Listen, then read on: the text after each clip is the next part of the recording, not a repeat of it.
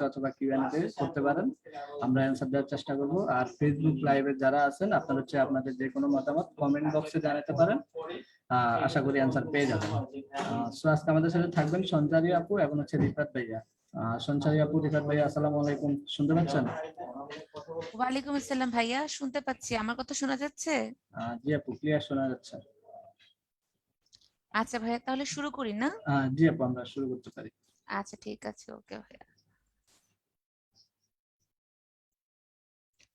ওকে, আসসালামু আলাইকুম everyone, good evening. কি অবস্থা তোমাদের সবার? কেমন আছো সবাই? তোমাদের সবার কি অবস্থা? কেমন আছো সবাই? আচ্ছা, যারা যারা সালাম দিয়েছো সবাইকে ওয়ালাইকুম আসসালাম। কেমন আছো তোমরা? আচ্ছা ভালো, আমি আছি রে, আলহামদুলিল্লাহ। তোমাদের সবার দোয়ায় ভালো আছি। তোমাদের অনেক দিন পর স্কুল খুলছে, তাই না? কেমন লাগতেছে বলো? তোমরা এই যে এত বছর পর, অলমোস্ট 1.5 বছর পর ক্লাস করতেছো স্কুলে, কেমন লাগতেছে তোমাদের? এক্সপেরিয়েন্স শেয়ার করা আপুর সাথে। আচ্ছা, অনেক ভালো আলহামদুলিল্লাহ। খারাপ কেন রে রাশেদ, খারাপ কেন? আচ্ছা আলহামদুলিল্লাহ ভালো। আমি তো অনেক বছর পর মেডিকেল কলেজে গিয়ে আমার খুবই ভালো লাগতেছে। মানে আমার আসলে আগে তোমার হচ্ছে কি বলবো, মানে সকাল সকাল উঠে কলেজ যেতে খুব মানে আলসেমি লাগতো। বাট এই যে 1.5 বছরের ব্রেকে অনলাইন ক্লাসের প্রতি আসলে মানে কি বলবো, কিছু কিছু ক্ষেত্রে খুব বিরক্ত ছিলাম। এই জন্য এখন যেতে খুবই ভালো লাগতেছে। ঠিক আছে, তো ইনশাল্লাহ তোমাদেরও হচ্ছে গিয়ে এখন আসলে নতুন রুটিনের সাথে অ্যাডজাস্ট করতে একটু সময় লাগবে। দেখবা যখন নতুন রুটিনের সাথে অ্যাডজাস্ট হয়ে যাবে, তোমরা নিজেদেরকে অ্যাডজাস্ট করে নিতে পারবা, তখন দেখো ভালো লাগতেছে। ঠিক আছে, তো আমাদের হচ্ছে আজকে আমরা মোটামুটি আমাদের যেহেতু ফ্রি ক্লাস, আমাদের এসএসসি মডেল টেস্টের, আমরা আজকে তেমন কিছু পড়বো না। ঠিক আছে, তোমরা সবই এগুলো পড়ে আসছো, তোমরা সবই পারো, তোমরা আমার চেয়েও বেশি জানো। আমি তোমাদের কোয়েশ্চেন করবো, তোমরা জাস্ট আমাকে উত্তরগুলা দিবা। ঠিক আছে, আমি একটু তোমাদের সাথে পরিচিত হব, তোমরা আমার সাথে পরিচিত হবে, আমাদের মধ্যে একটু কথাবার্তা হবে, ফাঁকে ফাঁকে একটু পড়াশোনা হবে। ঠিক আছে, আর ইনশাল্লাহ আজকের যে টপিক, এটা আমরা, তোমরা যদি মডেল টেস্টে ভর্তি হও, ওইখানে ইনশাল্লাহ আবার রিক্যাপ করা হবে, আবার তোমাদের রিভিশন করা হবে, এবং তখন আমরা এই জিনিসগুলো আবার পড়বো। আজকে জাস্ট একটু তোমাদের ঝালাই করা, একটু তোমার কি বলতো মানে মগজ ধোলাই করা। ঠিক আছে, যে কিভাবে তোমরা হচ্ছে জিনিসগুলো ভালো করে পড়তে পারো। তো পড়া শুরু করার আগে একটু তোমাদের পরিচয় জানি, দেখি তোমরা কে কে এখানে পুরাতন পাপী আছো আর কে কে নতুন পাপী। কারা কারা উদ্ভাসের পুরাতন স্টুডেন্ট আর কারা কারা আজকে নতুন ক্লাস করতেছো, দেখি একটু আমাকে চ্যাট বক্সে জানাও তো। আচ্ছা, পুরাতন পাপী নতুন পাপী, বাহ, আজকে দেখি সব পুরাতন আর নতুন পাপীর মিলন মেলা হবে। আচ্ছা, তোমরা তো মনে হয় সারা বাংলাদেশ থেকে আছো না, সমগ্র বাংলাদেশ 5 টন। আমি অনলাইনে এই জিনিসটা খুবই মিস করব, কারণ সাধারণত তো আমি আমার মানে ঢাকার বাইরে তেমন যাওয়া হয় না, ক্লাস থাকে অনেক ব্যস্ততার কারণে। তো অনলাইনে আসলে একই সাথে আমাদের মধ্যে বিশ্ব ভ্রাতৃত্বের মেলবন্ধন হয়, তাই না? আমরা সমগ্র বাংলাদেশে একসাথে ক্লাস করতে পারি। আচ্ছা, এবার বলো, যারা পুরাতন পাপী আছো তারা কারা কারা আমার ক্লাস করেছো আর কারা কারা নতুন ফার্স্ট আমাকে দেখতেছো? যে আইলা, এই আপুকে তো এলিয়েন এলিয়েন লাগে, এর আগে কখনো দেখি নাই। তোমাদের একটা টেন্ডেন্সি কি, তোমরা হচ্ছে নতুন কাউকে দেখলেই চ্যাট বক্সে শুরু করো, এই ভাইয়া নাই, ওই আপু নাই, ওই ভাইয়ার ক্লাস কি পাবো না? শুনো, আমি ক্লাস নিব আগামী 2 ঘন্টা, আমি তোমাদের সাথে আছি ইনশাল্লাহ। সো আমাকে দেখতে হবে, আমার মুখটাই তোমাদের দেখতে হবে। যদি কারো দেখতে ভালো না লাগে, নিজ দায়িত্বে না দেখতে পারো, কোনো সমস্যা নাই। ঠিক আছে, একটু কথাবার্তা বলি, দেখো কি অবস্থা হয়। আচ্ছা, শুধু ভাইয়াদের ক্লাস করেছি, আইলা জাদু। হ্যাঁ, ফার্স্ট দেখছি, আচ্ছা ব্যাপার না, তোমরা এখানে অনেক পুরাতন পাপী অনেক নতুন পাপী। ঠিক আছে, আমরা ক্লাস করব, ক্লাস করে পরিচিত হব, কোনো সমস্যা নাই। তো যারা যারা এখানে নতুন পাপী আছো বা পুরাতন পাপী কিন্তু আপুর কাছে নতুন পাপী, তাদের উদ্দেশ্যে আমি একটু আমার মানে পরিচয়টা দিয়ে দিচ্ছি। আমার নাম হচ্ছে সঞ্চারী। ঠিক আছে, এটা সঞ্চিতা বা সঞ্চয়িতা না, এটা হচ্ছে সঞ্চারী, আর আমি পিওর মুসলিম। ঠিক আছে, আমি হিন্দু না। আচ্ছা, আম, আমার হচ্ছে স্কুল ছিল মণিপুর স্কুল ব্রাঞ্চ 1, কলেজ হচ্ছে হলিক্রস কলেজ, আর আমি বর্তমানে পড়াশোনা করছি মুগদা সরকারি মেডিকেল কলেজে ফাইনাল ইয়ারে। এটা সরকারি, প্রাইভেট না। ঠিক আছে, এটা ওই যে ঢাকা কমলাপুরের কাছে, ঢাকার 4 নম্বর যে সরকারি মেডিকেল, সেটা। আচ্ছা, আমি পাপী না, আমি ভদ্র। যারা পড়াশোনা করে সবাই পাপী, বুঝছো? এই জন্য তোমাদেরকে পাপী বলে ডাকি। আমরা পড়াশোনা করেই তো তোমার হচ্ছে পাপ, কত পাপ কামাইতেছি না, এই জন্য আমরা সবাই পাপী। আল্লাহর দুনিয়া আমরা সবাই পাপী। ঠিক আছে, আমরা তো কেউ আর ফেরেশতা না। ওকে, তাহলে আমি তোমাদের সাথে ভোকালে আছি, আমাদের সাথে কিউএনএ বক্সে আছে তোমাদের সবার প্রিয় রিফাত ভাইয়া। রুলস গুলা তোমাদের জন্য নতুন বা পুরাতন যাদের জন্য আছে সবার জন্য বলে দিচ্ছি। আমি যখন তোমাদের কোনো কোয়েশ্চেন করব, তখন তোমরা সেটা অ্যান্সার দিবে চ্যাট বক্সে। দ্যাট মিনস আমার সাথে তোমরা ইন্টারঅ্যাক্ট করবে কোথায়? চ্যাট বক্সে। তোমাদের মনে টপিক রিলেটেড কোনো কোয়েশ্চেন যদি উদয় হয়, তখন তোমরা সেটা অ্যান্সার করবে কোথায়? কিউএনএ বক্সে। ধরো তোমাদের কাছে মনে হলো যে আপু এই কথাটা বলছে বুঝতে পারিনি, আমি একটা কোয়েশ্চেন করতে চাই, তখন সেটা তোমরা কিউএনএ বক্সে কোয়েশ্চেন করবে, রিফাত তোমাদের অ্যান্সার করে দিবে। কিন্তু এমন করবা না যে আমি তোমাদের পড়াচ্ছি কোষ, তোমরা কোয়েশ্চেন করলা বাইয়া মাইটোকন্ড্রিয়া কি জিনিস, তাহলে আমি কিন্তু এখনো মাইটোকন্ড্রিয়া তোমাদের পড়াইও নাই, টাচও করি নাই, তাহলে আমি যেটা পড়াইছি সেটাও তোমরা বুঝবা না, যেটা তোমরা জিজ্ঞেস করছো ওটার উত্তরও তোমরা বুঝবা না। এই জন্য আগে দেখো আপু কোন কোন জিনিসটা পড়াই, ওইটা চিন্তা করে করে একটু ব্রেন স্টর্মিং করবা, তারপর বুঝতে না পারলে কিউএনএ বক্সে কোয়েশ্চেন করবা।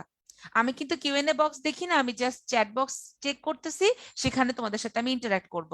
আরেকটা কথা, আমি হঠাৎ হঠাৎ করে চ্যাট বক্স থেকে দুই একটা নাম পড়ি, তখন তোমরা আবার সেন্টি খাও যে আপু আমার নামটা তো পড়লেন না, আপু আমার মেসেজ কি দেখা যায়, আপু আমাকে কি আপনি দেখতে পাচ্ছেন। আমি তোমাদের সবারই উত্তর দেখতে পাচ্ছি, সবারই উত্তর আমি পড়ছি, বাট সবার উত্তর যদি আমি জোরে জোরে নাম পড়া শুরু করি মনে হবে আমি কোনো লাইভ করতেছি। ওই যে ফেসবুকে দেখো না কতগুলো আপি 3 পিসে লাইভ করে, যে হ্যালো আপি কেমন আছেন, এই তো আপি ভালো আছি, লাবি বলেছে আপি 3 পিসের দাম কত, ফয়সাল বলেছে আপি আমি এই 3 পিসটা নিতে চাই, এরকম হয়ে যাবে। ঠিক আছে, আমি তো আর তোমাদের 3 পিসের লাইভ করতেছি না, আমি তোমাদের ক্লাস নিচ্ছি।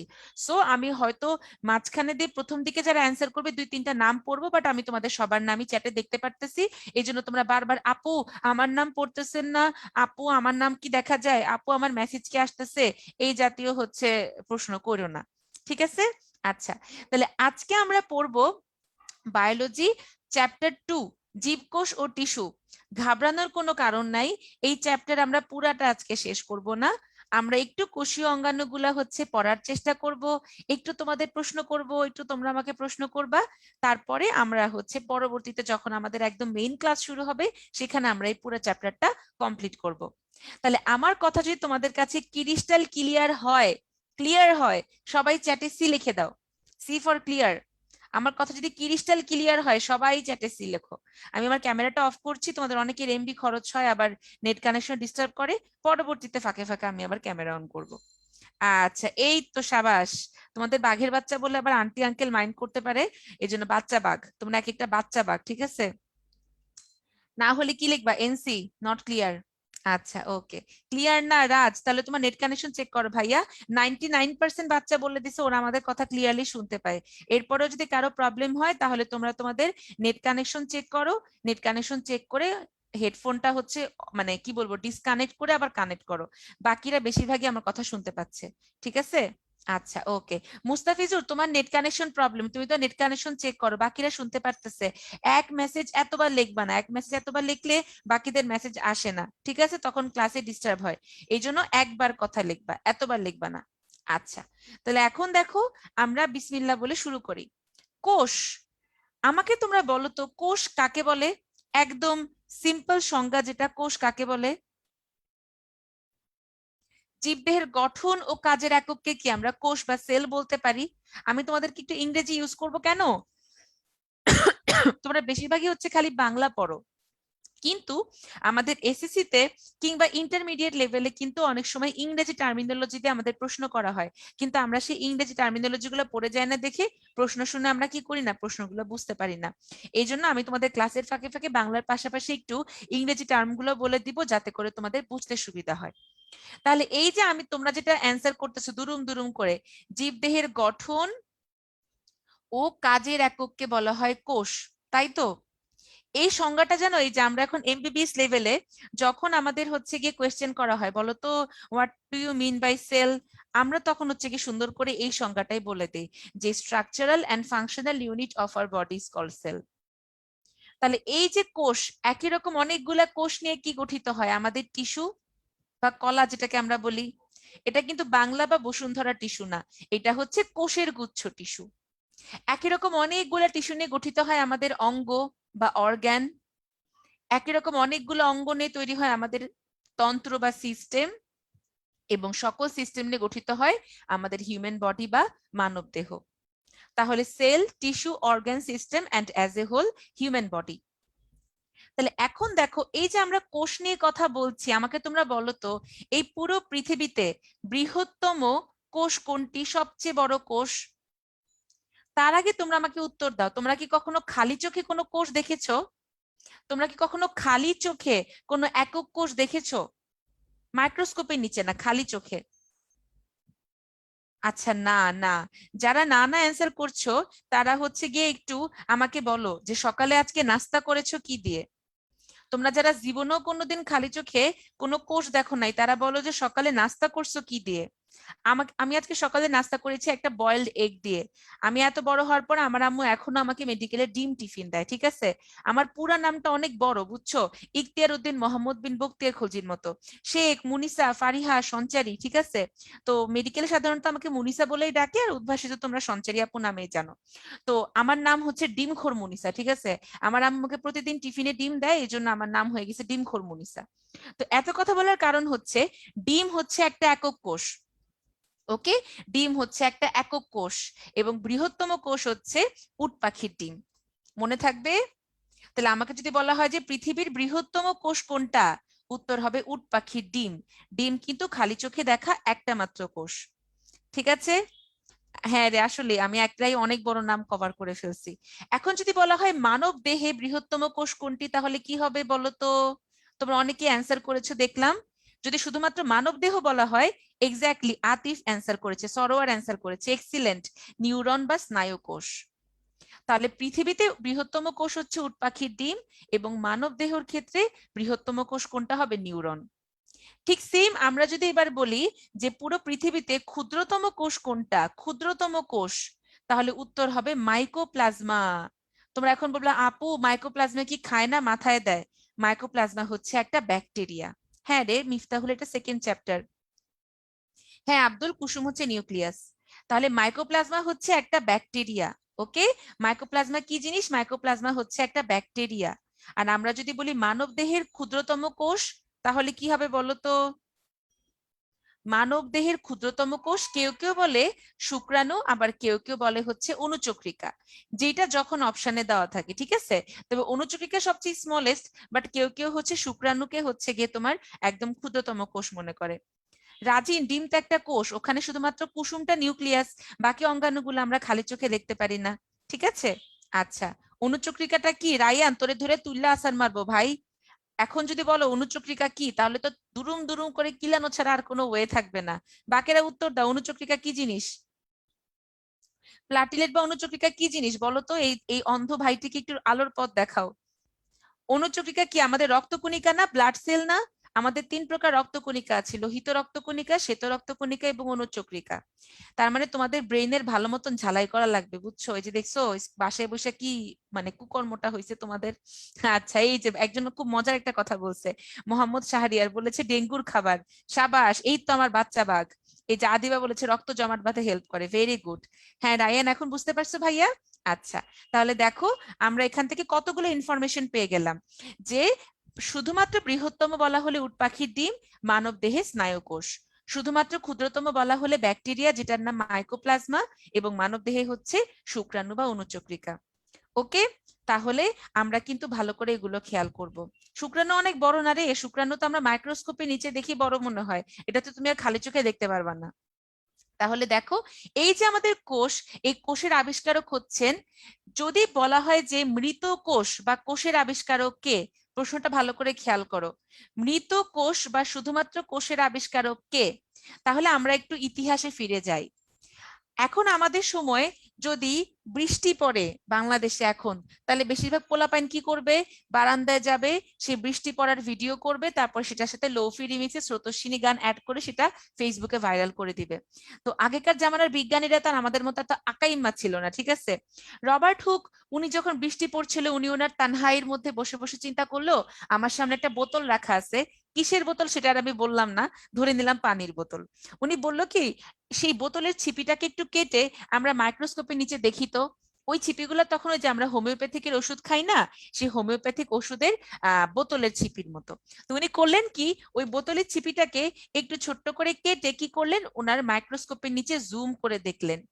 দেখলেন কি, তোমরা কখনো জেলখানায় গেছো?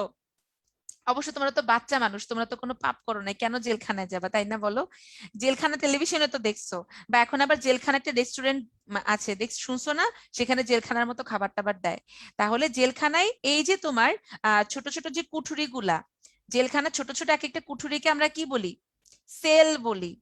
কি বলি, সেল বলি না, সেল বলি।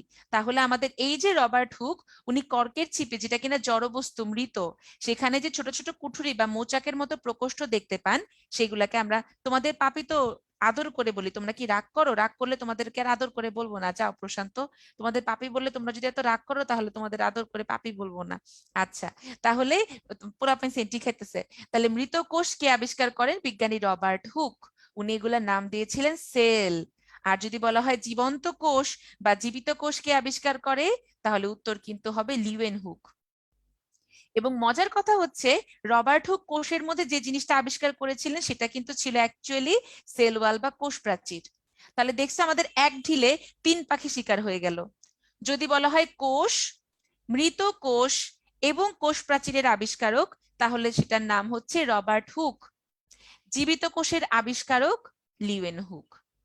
এবং কোষ সম্পর্কে একটা সুন্দর করে হচ্ছে গিয়ে তোমার সংজ্ঞা দিয়েছিলেন বিজ্ঞানী লোই এবং সিকেভিচ। এই যে দেখো ছবিতে দুজন মিলে কি পরিমাণে ভ্যাটকাইতেছে। ওনারা 1969 সালে বলেছিলেন যে বৈষম্যভেদ্য পর্দা দিয়ে আবৃত জীবের একক, যেটা কিনা অন্য কোনো লিভিং মিডিয়াম অথবা সজীব মাধ্যম ছাড়া নিজের মতো নিজে প্রতিরূপ সৃষ্টি করতে পারে, তার মানে সংখ্যা বৃদ্ধি করতে পারে। ঠিক আছে, তাহলে আমাকে তোমরা কে বলতে পারবা যে বৈষম্যভেদ্য পর্দা বলতে কি বুঝায়? কে বলতে পারবা? একটু হ্যান্ড রেজ করো তো, আমি তোমাদেরকে বলার সুযোগ দিব, আমি পড়া ধরবো, ঠিক আছে? এই জন্য শুধুমাত্র হুদাকামে হ্যান্ড রেজ করবা না, পড়া ধরলে যদি পড়া বলতে পারো তাহলে হ্যান্ড রেজ করো। আমি তোমাদের আনমিউট করার সুযোগ দিব, তোমাদের ওখানে দেখবা আনমিউট করার অপশন আসবে, তখন তোমরা আনমিউট করে আপুকে পড়া দিবা। শুধুমাত্র যারা পড়া দিতে পারবা তারাই হ্যান্ড রেজ করো, বাকিরা না। আচ্ছা, পুষ্পিতা ঘোষ, তোমাকে পারমিট করা হলো, দেখো একটা মাইক্রোফোন আঁকা আছে, তুমি সেখানে আনমিউট করে কথা বলো। আচ্ছা, পুষ্পিতা মনে হয় শুধু খুশিতে ঠেলায় ঘুরতে হ্যান্ড রেজ করছিল। মিফতাহুল জান্নাত, তোমাকে পারমিট করা হলো, দেখো একটা মাইক্রোফোন আঁকা আছে। আসসালামু আলাইকুম আপু। ওয়ালাইকুম আসসালাম আপু, তুমি কোন কলেজের? আমি এসবি কপ গার্লস হাই স্কুলে ও আচ্ছা, কিশোরগঞ্জ। তোমরা তো এখন স্কুলে না? তোমাদের জি 20, 21, 22 ব্যাচ নিয়ে আমি খুবই দ্বিধাদ্বন্দ্বের মধ্যে থাকি, বুঝছো? New first year, old first year, new second year, old second year, new 10, old 10, মানে কি একটা জগা খিচুড়ি। আচ্ছা মিফতাহুল, তুমি আমাকে বলো আপু, বৈষম্যভেদ্য পর্দা বলতে কি বুঝো? আপু, যে পর্দা দিয়ে কোনো পদার্থ মানে যেতে পারে, কি যেতে পারে? মানে জলীয় পদার্থ যেগুলো থাকে সেগুলো গমন করতে পারে। তার মানে দ্রাবক যেতে পারবে কিন্তু দ্রবক দ্রাব্য যেতে যেতে পারবে পারবে না। না, হ্যাঁ দ্রব্য হ্যাঁ, যেতে পারবে তাহলে না। বলো তো, বৈষম্যভেদ্য পর্দা ছাড়া আরো 2টা পর্দা আছে, সেগুলোর নাম কি? ভেদ্য পর্দা, অভেদ্য পর্দা। ভেদ্য পর্দার অভেদ্য পর্দা, তার মানে ভেদ্য মানে যেটা ভেদ করে সবকিছু যাবে, চলে আর যেতে পারে। অভেদ্য মানে কোনো কিছু যেতে পারে না। Thank you so much Miftahul Jannat, দেখো কত সুন্দর করে অ্যান্সার করে ফেললো। তাহলে এই হচ্ছে গিয়ে কি বলতো, আমাদের 3 প্রকার পর্দা আমরা দেখতে পারি, যেটা ভেদ করে আইদার সবকিছু চলে যাবে, কিছুই যাবে না, কিংবা হচ্ছে শুধুমাত্র দ্রাবক পদার্থ যাবে কিন্তু দ্রব পদার্থগুলো যেতে পারে না।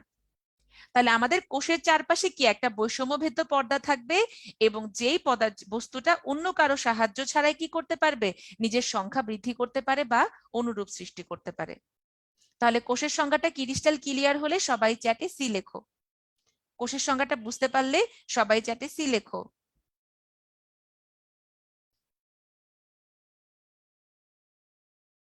আচ্ছা, ভেরি গুড, এক্সিলেন্ট। আচ্ছা, আবার একটু সংজ্ঞাটা বলবো। এই যে দেখো তোমাদের স্লাইডে তো সংজ্ঞাটা দেওয়া আছে, ঠিক আছে, যে চারপাশে বৈষম্যভেদ্য পর্দা থাকবে যেটা কিনা অন্য কারো সাহায্য ছাড়াই নিজের সংখ্যা নিজেই বৃদ্ধি করতে পারবে, ঠিক আছে। অমৃতা, নির্দিষ্ট দ্রাবক না রে, সব দ্রাবক পদার্থ গমন করতে পারবে। যে Z35, তুমি কি বুঝো নাই ভাই? তুমি কি বুঝো নাই? তোমাদের এখানে তো সবই বলে দিলাম, কোন জিনিসটা বুঝো নাই বলো? আচ্ছা, তাহলে এখন দেখো আমরা চলে যাচ্ছি কোথায়, আমাদের কোষের প্রকারভেদের কাছে। আচ্ছা, সায়েন্টিস্টরা হচ্ছে পাগলা কিসিমের থাকে, টেকনো, ঠিক আছে, তারা পাগলা কিসিমের থাকে, তাদের চুল টুল কাটার টাইম নেই, বুঝছো? বইয়ের যন্ত্রণা, এত কিছু আবিষ্কারের চিন্তা, এই জন্য তারা চুল কাটার টাইম পায় না। তাসফিয়া, তোমরা স্লাইড গুলা পেয়ে যাবে আপু, এই জন্য আমরা নেক্সটে প্রসিড করি, ওকে? এখন দেখো আমরা কোষের সংজ্ঞাতে কি বলেছিলাম, তোমাদের মনে আছে? গঠন ও কাজের একককে কোষ বলে। তাহলে এই সংজ্ঞার উপর ভিত্তি করেই কিন্তু আমরা অনেক সুন্দরভাবে কি করতে পারবো বলতো, তোমার হচ্ছে কি এটাকে ক্লাসিফিকেশন করে ফেলতে পারবো, ঠিক আছে? তাহলে দেখো, আমরা যদি কাজের উপর ভিত্তি করে ওদের ক্লাসিফিকেশন করি, তাহলে আমাদের কোষ হচ্ছে 2 প্রকার। একটা হচ্ছে দেহকোষ এবং আরেকটা জনন কোষ। তার মানে যারা দেহ গঠন করে তাদেরকে আমরা বলি দেহকোষ, এবং যারা জনন কাজে পার্টিসিপেট করে তাদেরকে আমরা বলি জনন কোষ বা গ্যামিট। দেহকোষরা সবসময় ডিপ্লয়েড হয় এবং উচ্চ শ্রেণীর জীবে দেখা যায়, এবং জনন কোষ হ্যাপ্লয়েড হয় যারা কিনা মায়োসিস প্রক্রিয়াতে জনন অঙ্গে রূপান্তরিত হয়। ঠিক আছে, তাহলে উদাহরণগুলো তোমরা এমসিকিউর জন্য খুব ভালো করে পড়বে। মূল কাণ্ড পাতার কোষ, স্নায়ু কোষ হচ্ছে গিয়ে দেহকোষ, শুক্রাণু এবং ডিম্বাণু হচ্ছে জনন কোষ। এখান থেকে আমার কি করতে হবে, এখান থেকে আমাদের পার্থক্যগুলো আসবে হচ্ছে গিয়ে তোমার সিকিউ পরীক্ষায় 2 মার্কসের জন্য, এবং এমসিকিউর জন্য আমাদের এক্সাম্পল গুলো আসবে কোনটি দেহকোষ এবং কোনটি জনন কোষ। আচ্ছা, তোমাদের কি আইডিয়া আছে যে ডিপ্লয়েড এবং হ্যাপ্লয়েড বলতে সাধারণত কি বোঝায়? এই যে আমরা যে বলছি ডিপ্লয়েড, এরপর আমরা যে বলছি হ্যাপ্লয়েড, এগুলা বলতে কি বোঝায় তোমাদের কি আইডিয়া আছে? আসলে আমার একটা ধারণা নেই। ধরো এটা হচ্ছে একটা শুক্রাণুর কোষ যেটা কিনা হ্যাপ্লয়েড, তার মানে 23টা ক্রোমোজোম থাকে। আর এটা ধরো একটা ডিম্বাণু বা ওভামের কোষ যেটার মধ্যেও কি থাকবে, 23টা ক্রোমোজোম থাকবে। এখন শুক্রাণুর মধ্যে এই ক্রোমোজোম গুলো অনেক সুন্দর করে নাম্বারিং করা থাকে অ্যাকর্ডিং টু দেয়ার লেন্থ। সবচেয়ে লম্বা ক্রোমোজোমটা 1 নাম্বার, তার চেয়ে একটু বাইটটাটা 2 নাম্বার, তার চেয়ে একটু বাইটটাটা 3 নাম্বার, এমন করে সবচেয়ে ছোটটা হচ্ছে 23 নাম্বার ক্রোমোজোম। ঠিক সেম ডিম্বাণুর ক্ষেত্রেও একদম লম্বাটা 1, তার চেয়ে পিচ্চিটা 2, তার চেয়ে পিচ্চিটা 3, এমন করে করে সবচেয়ে খাটো ক্রোমোজোমটা থাকে হচ্ছে 23 নাম্বার। এখন এই শুক্রাণু এবং ডিম্বাণুর ফিউশন হয়ে যখন আমাদের জাইগোট তৈরি হয়, জাইগোট, তখন কি হয় জানো? এই যে শুক্রাণু, তার মানে বাবার 1 নাম্বার ক্রোমোজোম এবং মায়ের 1 নাম্বার ক্রোমোজোম হচ্ছে জোড়া বাঁধে, কাপল ফরমেশন করে। মায়ের 2 নাম্বার ক্রোমোজোম বাবার 2 নাম্বার ক্রোমোজোম এভাবে জোড়া বাঁধে। এমন করতে করতে বাবার 23 নাম্বার আর মায়ের 23 নাম্বার ক্রোমোজোম জোড়া বাঁধে। কখনো কিন্তু এরকম হবে না যে বাবার 1 নাম্বারের সাথে মায়ের 2 নাম্বার, বা বাবার 2 নাম্বারের সাথে মায়ের 3 নাম্বার ক্রোমোজোম জোড়া বাঁধছে। সবসময় সেম সেম নাম্বার ক্রোমোজোম কিন্তু জোড়া বাঁধবে। কেন? কারণ বাবার 1 নাম্বার এবং মায়ের 1 নাম্বার ক্রোমোজোম দেখতে হুবহু একই রকম। বাবার 2 নাম্বার এবং মায়ের 2 নাম্বার ক্রোমোজোম হচ্ছে কি বলতো, তোমার হচ্ছে তোমার হুবহু একই রকম। ওদের সেম জায়গায় সেম টাইপের বৈশিষ্ট্য থাকে। এই বরাবর গায়ের রং থাকলে এই বরাবর উচ্চতা, যদিও একটা লম্বা একটা খাটো হতে পারে, কিন্তু ওদের বৈশিষ্ট্যগুলো সেম লোকেশন বরাবর থাকে। এই যে ওরা জোড়ায় জোড়ায় থাকে, এই জন্য ওদেরকে বলা হয় ডিপ্লয়েড। এগুলা বিজ্ঞানীরা কিভাবে বুঝলো? এটা যদি তুমি বুঝে ফেলতে রাশে, তাহলে তুমিও তো লই সিকি পেজ হয়ে যেতা ভাই। ঠিক আছে, ওনারা মাইক্রোস্কোপ দিয়ে এগুলো বুঝতে পারছেন। ওনাদের বোঝার ক্যাপাসিটি আমাদের মতো হইলে তা আমরা তো সেই কবে বিজ্ঞানী হয়ে যেতাম, তাই না বলো? তাহলে এই জন্য ওদেরকে বলা হয় ডিপ্লয়েড। ওরা সিঙ্গেল লাইফ পছন্দ করে না, মিঙ্গেল থাকতে পছন্দ করে। আর যারা কিনা হ্যাপ্লয়েড, যেমন ধরো ব্যাকটেরিয়া, কৃমি, ওদের ক্ষেত্রে ওরা হচ্ছে তাহসানের মতো গান গাবে, কেন আজ এত একা আমি, আলো হয়ে দূরে তুমি। ওদের মধ্যে ক্রোমোজোম গুলো খালি একা একা থাকে, কোনো জোড়া থাকে না। এই জন্য ওদেরকে আমরা বলি হ্যাপ্লয়েড ক্রোমোজোম।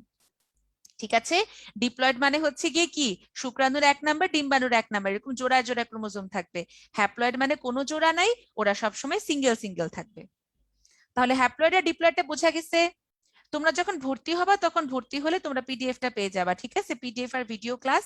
তোমরা ভর্তি হলে তোমাদের এক একটা করে ওয়েবসাইট দেওয়া হবে এবং সেই ওয়েবসাইটে তোমরা সবকিছু পেয়ে যাবে। ঠিক আছে, টেকনো স্পার্ক পুরা কার্যক্রম এখন বলা যাবে না, তোমাদের ডিপ্লয়েড হ্যাপ্লয়েড বোঝানোর জন্য যতটুকু দরকার ততটুকু বলে দিয়েছি, বাকিটা আমরা প্রজনন চ্যাপ্টারে পড়বো। ঠিক আছে, এই যে 23 নাম্বার ক্রোমোজোমটা সেক্স ক্রোমোজোম, এই যে 23 নাম্বারটাকে আমরা সেক্স ক্রোমোজোম বলছি। শীষ আহমেদ, ওয়াসে, হ্যাঁ রবীন্দ্র, শুক্রাণু হচ্ছে হ্যাপ্লয়েড। হ্যাঁ, 22 জোড়া অটোজোম এবং 1 জোড়া হচ্ছে সেক্স ক্রোমোজোম। ওকে, আচ্ছা বুঝোনি? কোন জায়গাটা বুঝো নাই রে? মুমতাহিন, মুমতাহিন কোন জায়গাটা বুঝো নাই?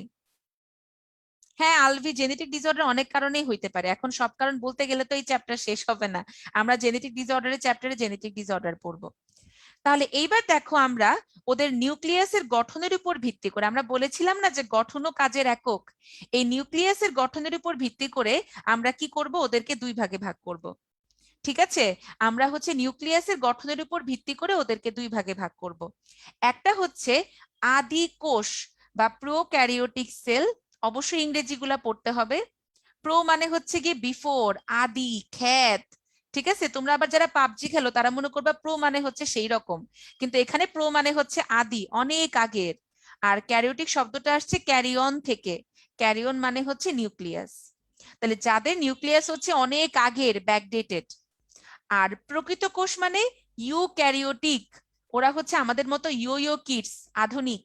ঠিক আছে, ইউ মানে হচ্ছে নিউ, নতুন, সুগঠিত। কি সুগঠিত? ক্যারিয়ন, তার মানে নিউক্লিয়াস হচ্ছে সুগঠিত।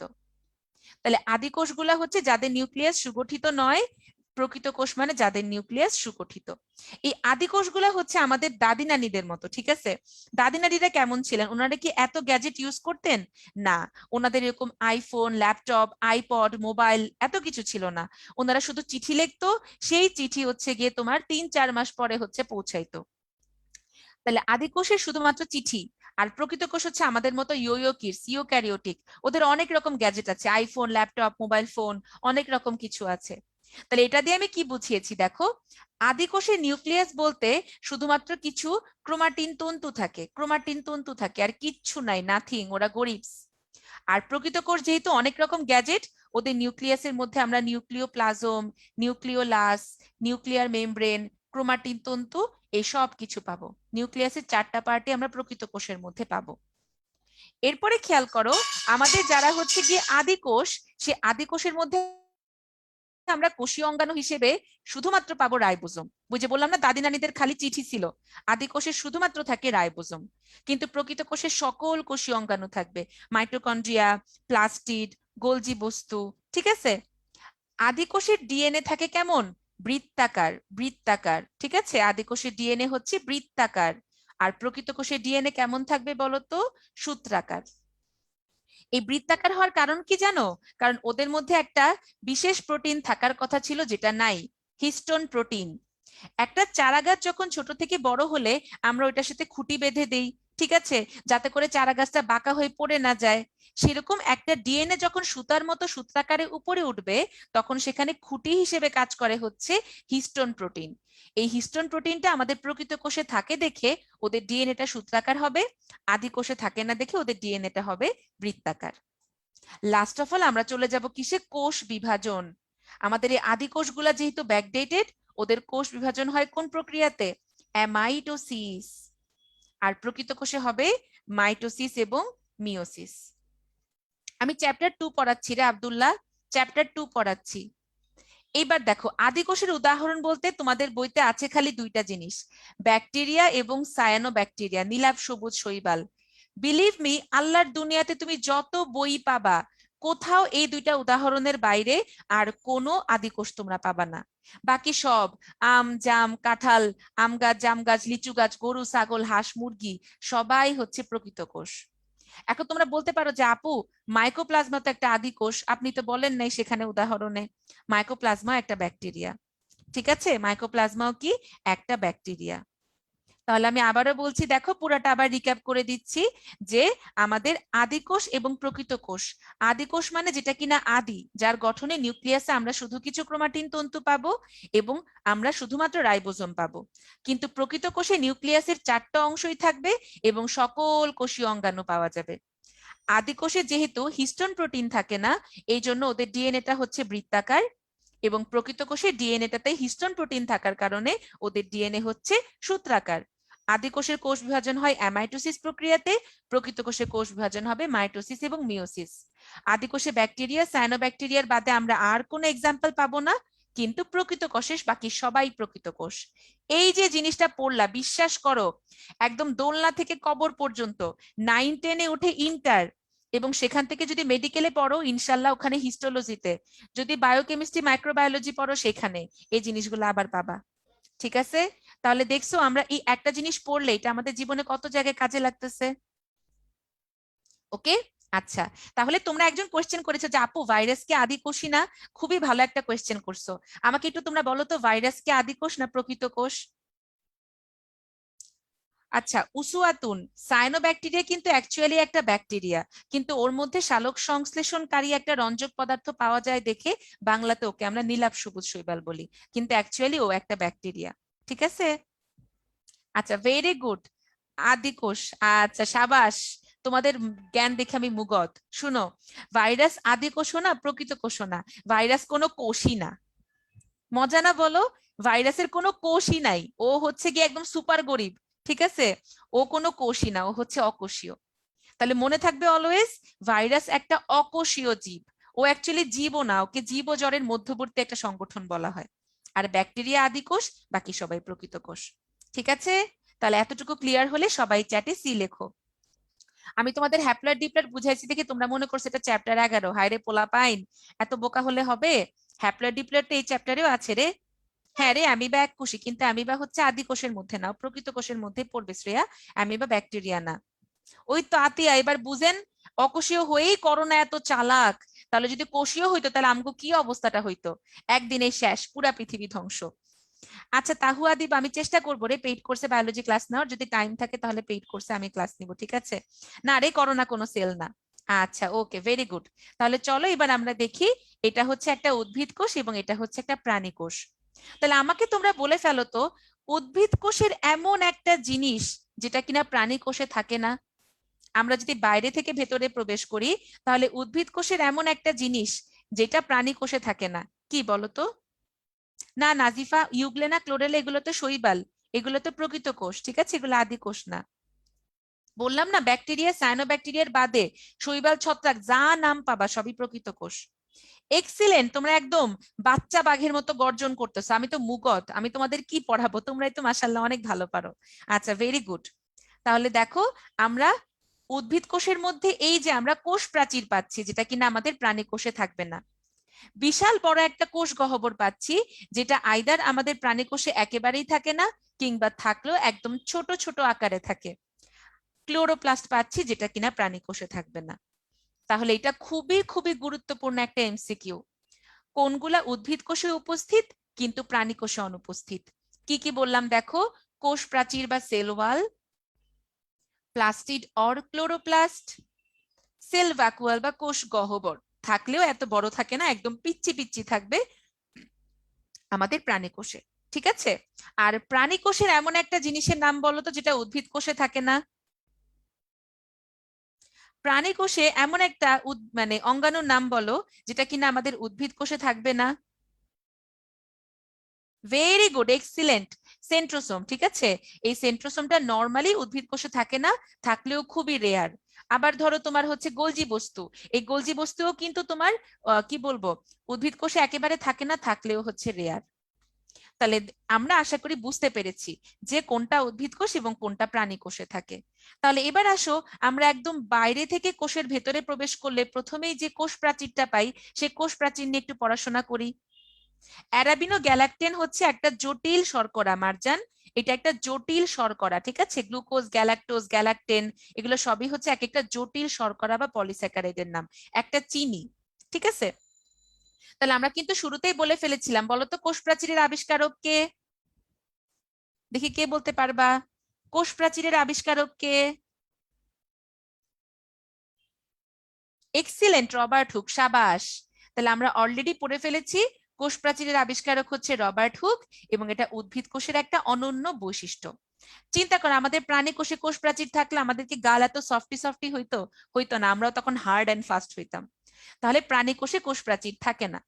এই ছবিটা না তোমরা অনেকে বুঝতে পারো না, বুঝছো? আমি একটু ছবিটা বুঝাই দিই। না রে পারভেজ, সালটা 1665 ছিল, 1667 না। এই যে দেখো, এইটা একটা কোষ, এইটা একটা কোষ, এইটা একটা কোষ, এইটা একটা কোষ এবং এটা একটা কোষ। এই ছবিটা তো খেয়াল করো, এই বরাবর একটা সেল, এই বরাবর একটা সেল। তাহলে দুইটা সেলের মাঝখানে এই যে বাউন্ডারিটুকু, এই বাউন্ডারিটুকুকেই বলা হচ্ছে কোষ প্রাচীর। তাহলে দেখো একেবারে সাদা কালারের লেয়ারটা, এই যে হোয়াইট হোয়াইট যেটা মাঝখানে আছে, এটা হচ্ছে মধ্যপর্দা। দেন এই যে লাইট গ্রিন কালারটা হচ্ছে প্রাথমিক প্রাচীর, এবং ভেতরের ভেতরের এতটুকু পোর্শন হচ্ছে আমাদের গৌণ প্রাচীর বা সেকেন্ডারি প্রাচীর, ঠিক আছে? এই যে দেখো, একটা দুইটা তিনটা, এই তিনটা লেয়ার নিয়ে আমাদের গৌণ প্রাচীর বা সেকেন্ডারি প্রাচীর। তাহলে আমাদের কোষ প্রাচীর আমরা কয়টা লেয়ার পাচ্ছি? টোটাল 3টা লেয়ার পাচ্ছি। একদম মাঝখানে সাদাটা হচ্ছে মধ্যপর্দা, একদম লাইট গ্রিনের বাইরের লেয়ারটা হচ্ছে প্রাথমিক প্রাচীর, এবং ভেতরে 3টা লেয়ার নিয়ে তৈরি হচ্ছে আমাদের গৌণ বা সেকেন্ডারি প্রাচীর। তাহলে দেখো, ওদের মধ্যে আমার কি কি গঠন উপাদান থাকবে বলতো? কোষ প্রাচীরের প্রধান উপাদান কোন শর্করা? দেখি কে বলতে পারবা, কোষ প্রাচীরের প্রধান উপাদান কোন শর্করা? এক্সামে কোন ফিগারটা দিবে? এক্সামে তোমরা এই ফিগারটা দিও, এই ফিগারটা একটু জটিল তো, তোমরা চাইলে এক্সামে এই ফিগারটা দিবা। আচ্ছা, 3টা লেয়ার মিলে কোষ প্রাচীর, হ্যাঁ শাওলি, 3টা লেয়ার মিলে কোষ প্রাচীর। এক্সিলেন্ট মেহরাব, এরপর পারভেজ, তাহমিম, ফাহিম, সাফায়েত, এরপরে মাইশাতুল, ইফতেকার, এক্সিলেন্ট, সব ভালো ভালো বাচ্চারা অ্যান্সার করতেছে, মিফতাহুল, অর্ঘ্য, এরপরে হোজাইফ, সামিহা। তাহলে সেলুলোজ, ওদের প্রধান উপাদান কিন্তু সেলুলোজ, মনে রাখবা। স্টার্চ হচ্ছে উদ্ভিদের সঞ্চিত পদার্থ এবং উদ্ভিদের প্রধান গাঠনিক বস্তু হচ্ছে সেলুলোজ। এই যে সেলুলোজ, হেমিসেলুলোজ, লিগনিন, পেকটিন, সুবিরিন, এই সবগুলাই হচ্ছে এক একটা জটিল শর্করা, পলিস্যাকারাইড, চিনি, মোট কথা চিনি, এগুলো সবগুলাই হচ্ছে এক একটা কি জটিল শর্করা বা চিনি। এখন ছত্রাক তো একটু অন্য জিনিস, তাই না? তো ছত্রাকের কোষ প্রাচীরে সেলুলোজের পরবর্তীতে থাকে হচ্ছে কাইটিন এবং ব্যাকটেরিয়ার কোষ প্রাচীরে থাকে প্রোটিন, লিপিড এবং পলিস্যাকারাইড। এটা খুবই খুবই ইম্পর্টেন্ট, বিশ্বাস করো, এটা মেডিকেল অ্যাডমিশন টেস্টের প্রশ্ন। ছত্রাকের কোষ প্রাচীর কি দ্বারা গঠিত এবং ব্যাকটেরিয়ার কোষ প্রাচীর কি দ্বারা গঠিত? আচ্ছা, তোমাদের কাদের কাদের মেডিকেলে পড়ার ইচ্ছা দেখি একটু চ্যাটে জানাও তো। কাদের কাদের মেডিকেলে পড়ার ইচ্ছা? ভাই এত হাই হাই করিস না, এত হাই হাই করলে চ্যাটে বাই বাই বলে দিব। ক্লাস করতে আসছিস, ক্লাস কর, এত হাই হাই বাই বাই করার দরকার নেই। আচ্ছা, ভেরি গুড, এক্সিলেন্ট। আরে সাবাস। তোমরা কি নিজের ইচ্ছাতেই পড়তে চাও নাকি তোমাদের দাদি বা নানি মারা যাওয়ার আগে বলছিল যে আমার নাতি নাতনি ডাক্তার হবে, এই জন্য তোমরা মেডিকেলে পড়তে চাও? খুশিতে ঠেলায় ঘুরতে আসলে কিন্তু সাফার করবা, ঠিক আছে? একদম নিজের ভেতর থেকে কিন্তু আসতে হবে, কারণ সব জায়গাতেই পড়াশোনা আছে। এমন না যে শুধু মেডিকেলে পড়লে সারা জীবন পড়তে হয়, অন্য জায়গায় পড়া নাই। তুমি একটা জায়গা থেকে ভালো ক্যারিয়ার করতে চাইলে তোমাকে সব জায়গা থেকে ভালো মতন পড়াশোনা করতে হবে, কিন্তু মেডিকেলে একটু রেগুলারিটি বেশি। সাপোজ তোমাকে ডেইলি পড়তে হবে, হয়তো ইঞ্জিনিয়ারিং এ কিংবা ভার্সিটিতে একদিন বা 2 দিন না পড়লে কোনো প্রবলেম নাই, বাট মেডিকেলে তোমাকে ডেইলিকার পড়াটা ডেইলি কভার করতে হবে। কিন্তু মেডিকেলের মজাটা কি জানো? তুমি যখন হসপিটালে কাউকে একটা ট্রিটমেন্ট দিবা এবং পরের দিন সে তোমার জন্য নিজের গ্রামের মাছ, মাংস, এরপর সবজি নিয়ে আসবে, তোমাকে থ্যাঙ্কস দিবে, তখন বুঝবা যে সে আনন্দটার কোথাও থেকে পাইতেছো না। সারা রাত একটা মা কষ্ট করে জেগে আছে, সকালবেলা যখন বেবিটা পাওয়ার পর মায়ের মুখের হাসি ফুটবে, সেই হাসি তুমি আর কোথাও পাবা বলো? তারপরে ফ্যামিলিতে তুমি যদি কোনো ফ্যামিলি গ্যাদারিং এ যাও, দেখবা তুমি রুমের মধ্যে ঢোকার পরে সবাই বলে যে এই দেখো আমাদের ডাক্তার সাহেব আসছে। এই আনন্দগুলো আসলে অন্যরকম, বুঝছো? এই আনন্দগুলোর জন্য কিন্তু আসলে যে কোনো ধরনের সাফারিংস ইগনোর করা যায়। এই জন্য আমি সবসময় বলি যে হচ্ছে যে পড়াশোনা করতে গেলে কি করবা, আগে এখন থেকে তোমরা ডিসিশন নাও যে তোমাদের ফিজিক্স কেমিস্ট্রি ভালো লাগে নাকি বায়োলজি ভালো লাগে। ওকে, এখন থেকে কিন্তু তোমরা একটু একটু করে বুঝতে পারতেছো যে কোন সাবজেক্টটা তোমাকে টানে। কারণ অ্যাডমিশনের টাইমে গিয়ে অ্যাকচুয়ালি আমরা যে ডিসিশনটা নিই ওটা হচ্ছে আমাদের বাবা মার ডিসিশন। আমরা কিন্তু বেশিরভাগ পোলা পাইনি কি বলতো, তোমার হচ্ছে নিজেদের ডিসিশনটা নিতে পারি না। এই জন্য এখন থেকে তোমরা তোমাদের মানে ভিতরটা বোঝার চেষ্টা করো যে কোন সাবজেক্টটা তোমরা পারো, ম্যাথ ভালো লাগে নাকি বায়োলজি ভালো লাগে, এবং এখন থেকে ডিসিশন নাও, ঠিক আছে? অবশ্যই হলিক্রস কলেজে পড়তে চাইলে পারবা ইনশাল্লাহ। হলিক্রস কলেজের অ্যাডমিশন টেস্টের প্রশ্ন একেবারে ইজি হয়, বেসিক থেকে করানো হয়, ইনশাল্লাহ তোমরা পারবা। আচ্ছা, ওকে, তাহলে যে জন্য বলতেছি আমাদের এই দুইটা ইনফরমেশন শুধুমাত্র এইচএসসি না, আমাদের অ্যাডমিশন লেভেল পর্যন্ত ইম্পর্টেন্ট। এখন দেখো, পাশাপাশি দুইটা কোষের কোষ প্রাচীরের মধ্যে যোগাযোগ রক্ষা করার জন্য এখানে কিছু সূক্ষ্ম ছিদ্র থাকে, যে ছিদ্র বরাবর আমাদের একটা বিশেষ নালী স্থাপিত হয় যাকে বলে প্লাজমোডেজমাটা। এই প্লাজমোডেজমাটা থাকার সুবিধা হচ্ছে এই প্লাজমোডেজমাটা নালীপথ দিয়ে পাশাপাশি দুইটা কোষের মধ্যে অনেক রকম পদার্থ যাওয়া আসা করতে পারে। তাহলে এই কোষ প্রাচীরটা আমাদের সিকিউর জন্য খুবই ইম্পর্টেন্ট। সিকিউতে আসলে আমাদের এই ফিগারটা ড্র করলেই চলবে, এবং এমসিকিউর জন্য উদ্ভিদের প্রধান উপাদান, এরপর হচ্ছে ছত্রাকের কোষ প্রাচীরের প্রধান উপাদান এবং ব্যাকটেরিয়ার কোষ প্রাচীরের প্রধান উপাদান, এই তিনটা সুপার ডুপার ইম্পর্টেন্ট এমসিকিউ প্রশ্ন। এবার আসো, কোষ প্রাচীরের পরেই আমরা পুরা যে কোষটা পাবো তার নাম হচ্ছে প্রোটোপ্লাজম। প্রোটোপ্লাজম। তাহলে সাইটোপ্লাজম জিনিসটা কি? দেখি হ্যান্ড রেজ করো তো, কে বলতে পারবা প্রোটোপ্লাজম এবং সাইটোপ্লাজমের মধ্যে পার্থক্য কি? দেখি একটু তোমরা হ্যান্ড রেজ করো, আপু তোমাদের পড়া ধরবো। খুশিতে ঠেলায় গড়তে প্লিজ হ্যান্ড রেজ করো না, আমি তোমাদের পড়া ধরবো, তোমরা যারা পড়া দিতে পারবা তারা হ্যান্ড রেজ করো যে সাইটোপ্লাজম এবং প্রোটোপ্লাজমের মধ্যে পার্থক্য কোথায়। আচ্ছা, তোমাদের সাথে আহানাফ, আহানাফ তোমাকে পারমিট করা হলো, তুমি আনমিউট করে কথা বলো। দেখো একটা মাইক্রোফোনের অপশন আছে। আপু আহনাফ, তুমি কোন স্কুলের ভাইয়া? আমি সাতক্ষীরা গভর্নমেন্ট বয়েজ স্কুলে। বাহ, সাতক্ষীরা থেকে বলছো, সাবাস। স্কুল করতে কেমন লাগতেছে? আলহামদুলিল্লাহ ভালো। আচ্ছা, এই তো লক্ষ্মী ভাইয়া। বলো সাইটোপ্লাজম প্রোটোপ্লাজমের পার্থক্য কি? সাইটোপ্লাজমটা হচ্ছে মানে প্রোটোপ্লাজমটা হচ্ছে সাইটোপ্লাজম এবং কোষীয় অঙ্গাণুগুলোকে একত্রে প্রোটোপ্লাজম বলা হয়, আর আচ্ছা, কোষের শুধুমাত্র জলীয় অংশটা হচ্ছে সাইটোপ্লাজম। জলীয় অংশটা সাইটোপ্লাজম। তাহলে প্রোটোপ্লাজমের মধ্যে কি কোষ ঝিল্লি আসবে নাকি আসবে না কোষঝিল্লি বাদ। প্রোটোপ্লাজমে? হ্যাঁ, না শিওর হয়ে বলো তো। কোষ ঝিল্লি সহ সম্পূর্ণ আচ্ছা, মাইক্রোস্কোপের নিচে যে তরল অংশটুকু দেখা যাবে কোষে সেইটাই প্রোটোপ্লাজম। তার মানে প্রোটোপ্লাজমের মধ্যে আমাদের সেল মেমব্রেন, কোষ ঝিল্লিও আসতেছে, সাইটোপ্লাজম আসতেছে, আর কি নিউক্লিয়াসও আসতেছে। আর সাইটোপ্লাজমের মধ্যে তাহলে কি কি আসবে? সাইটোপ্লাজমের ভিতরে শুধুমাত্র জলীয় অংশটুকু। জলীয় অংশটুকু। তার মানে প্রোটোপ্লাজম থেকে আমরা যদি সেল মেমব্রেন বাদ দিই তাহলে যা কিছু থাকবে সবই হচ্ছে cytoplasm. Cytoplasm. Thank you so much Ahnaf. দেখো আহনাফ কত সুন্দর করে অ্যান্সার করেছে। মোট কথা কোষ প্রাচীরের পরে কোষ ঝিল্লি, সাইটোপ্লাজম এবং নিউক্লিয়াস, এই তিনটা জলীয় অংশকে আমরা একত্রে বলি প্রোটোপ্লাজম। এবং প্রোটোপ্লাজম থেকে যদি আমরা কোষ ঝিল্লিটা বাদ দিয়ে দিই তাহলে বাকি সব জিনিসটাই কি বলতো তোমার হচ্ছে সাইটোপ্লাজম। তাহলে দেখেছো কোষের ভেতরে অর্ধস্বচ্ছ জেলির মতো বস্তুটা প্রোটোপ্লাজম, এবং কোষ ঝিল্লি সহ ভেতরে যা কিছু আছে সবই এর অংশ। তাহলে সাইটোপ্লাজম কি? সাইটোপ্লাজম হচ্ছে জাস্ট আমাদের নিউক্লিয়াস এবং অন্যান্য অঙ্গাণুগুলা। তাহলে প্রথমে আমরা পড়ি কোষ ঝিল্লি। তাহলে কোষ ঝিল্লি আমাদের হচ্ছে দ্বিস্তর বিশিষ্ট একটা আবরণ দ্বারা গঠিত। আজকে তোমাদেরকে একটা নুস্কা মানে একটা টিপস শিখাই দিব। কোষ ঝিল্লি এবং নিউক্লিয়াস দুইটাই বাদ যাবে, আপসারা ঐশী, কারণ আমাদের নিউক্লিয়াস হচ্ছে আলাদা অংশ, সাইটোপ্লাজমের থেকে নিউক্লিয়াস অন্য একটা জিনিস, ঠিক আছে? দুইটাই বাদ যাবে। আচ্ছা, ওকে। তাহলে দেখো, যে কোনো দ্বিস্তরী পর্দা, এটা হচ্ছে একটা ট্রিক্স, ঠিক আছে? মনে রাখবে আজকে, যেখানেই কোনো দ্বিস্তরী পর্দা পাবা সেখানে সেটা লিপোপ্রোটিন দ্বারা তৈরি হয়, তার মানে লিপিড এবং প্রোটিন দ্বারা।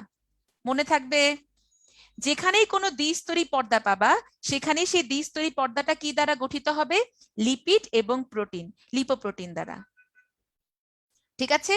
তাহলে দেখো আমাদের এই যে কোষ ঝিল্লি, এটা প্রোটিন এবং লিপিড দ্বারা গঠিত হয়, অবশ্যই বৈষম্যভেদ্য পর্দা, যেটা কিনা আমাদের কোষগুলাকে আলাদা করে রাখতে সাহায্য করবে। প্লেয়ার আননোন বলেছে লিপিড কি? ভাই, তোরে আমি 5 তলা থেকে উঠায়া নিচের মধ্যে আছাড় মারবো। বাকিরা বলো লিপিড কি? বাকিদের উদ্দেশ্যে আমি ফ্রি প্রশ্ন ছুড়ে দিচ্ছি, বলো হোয়াট ইজ লিপিড?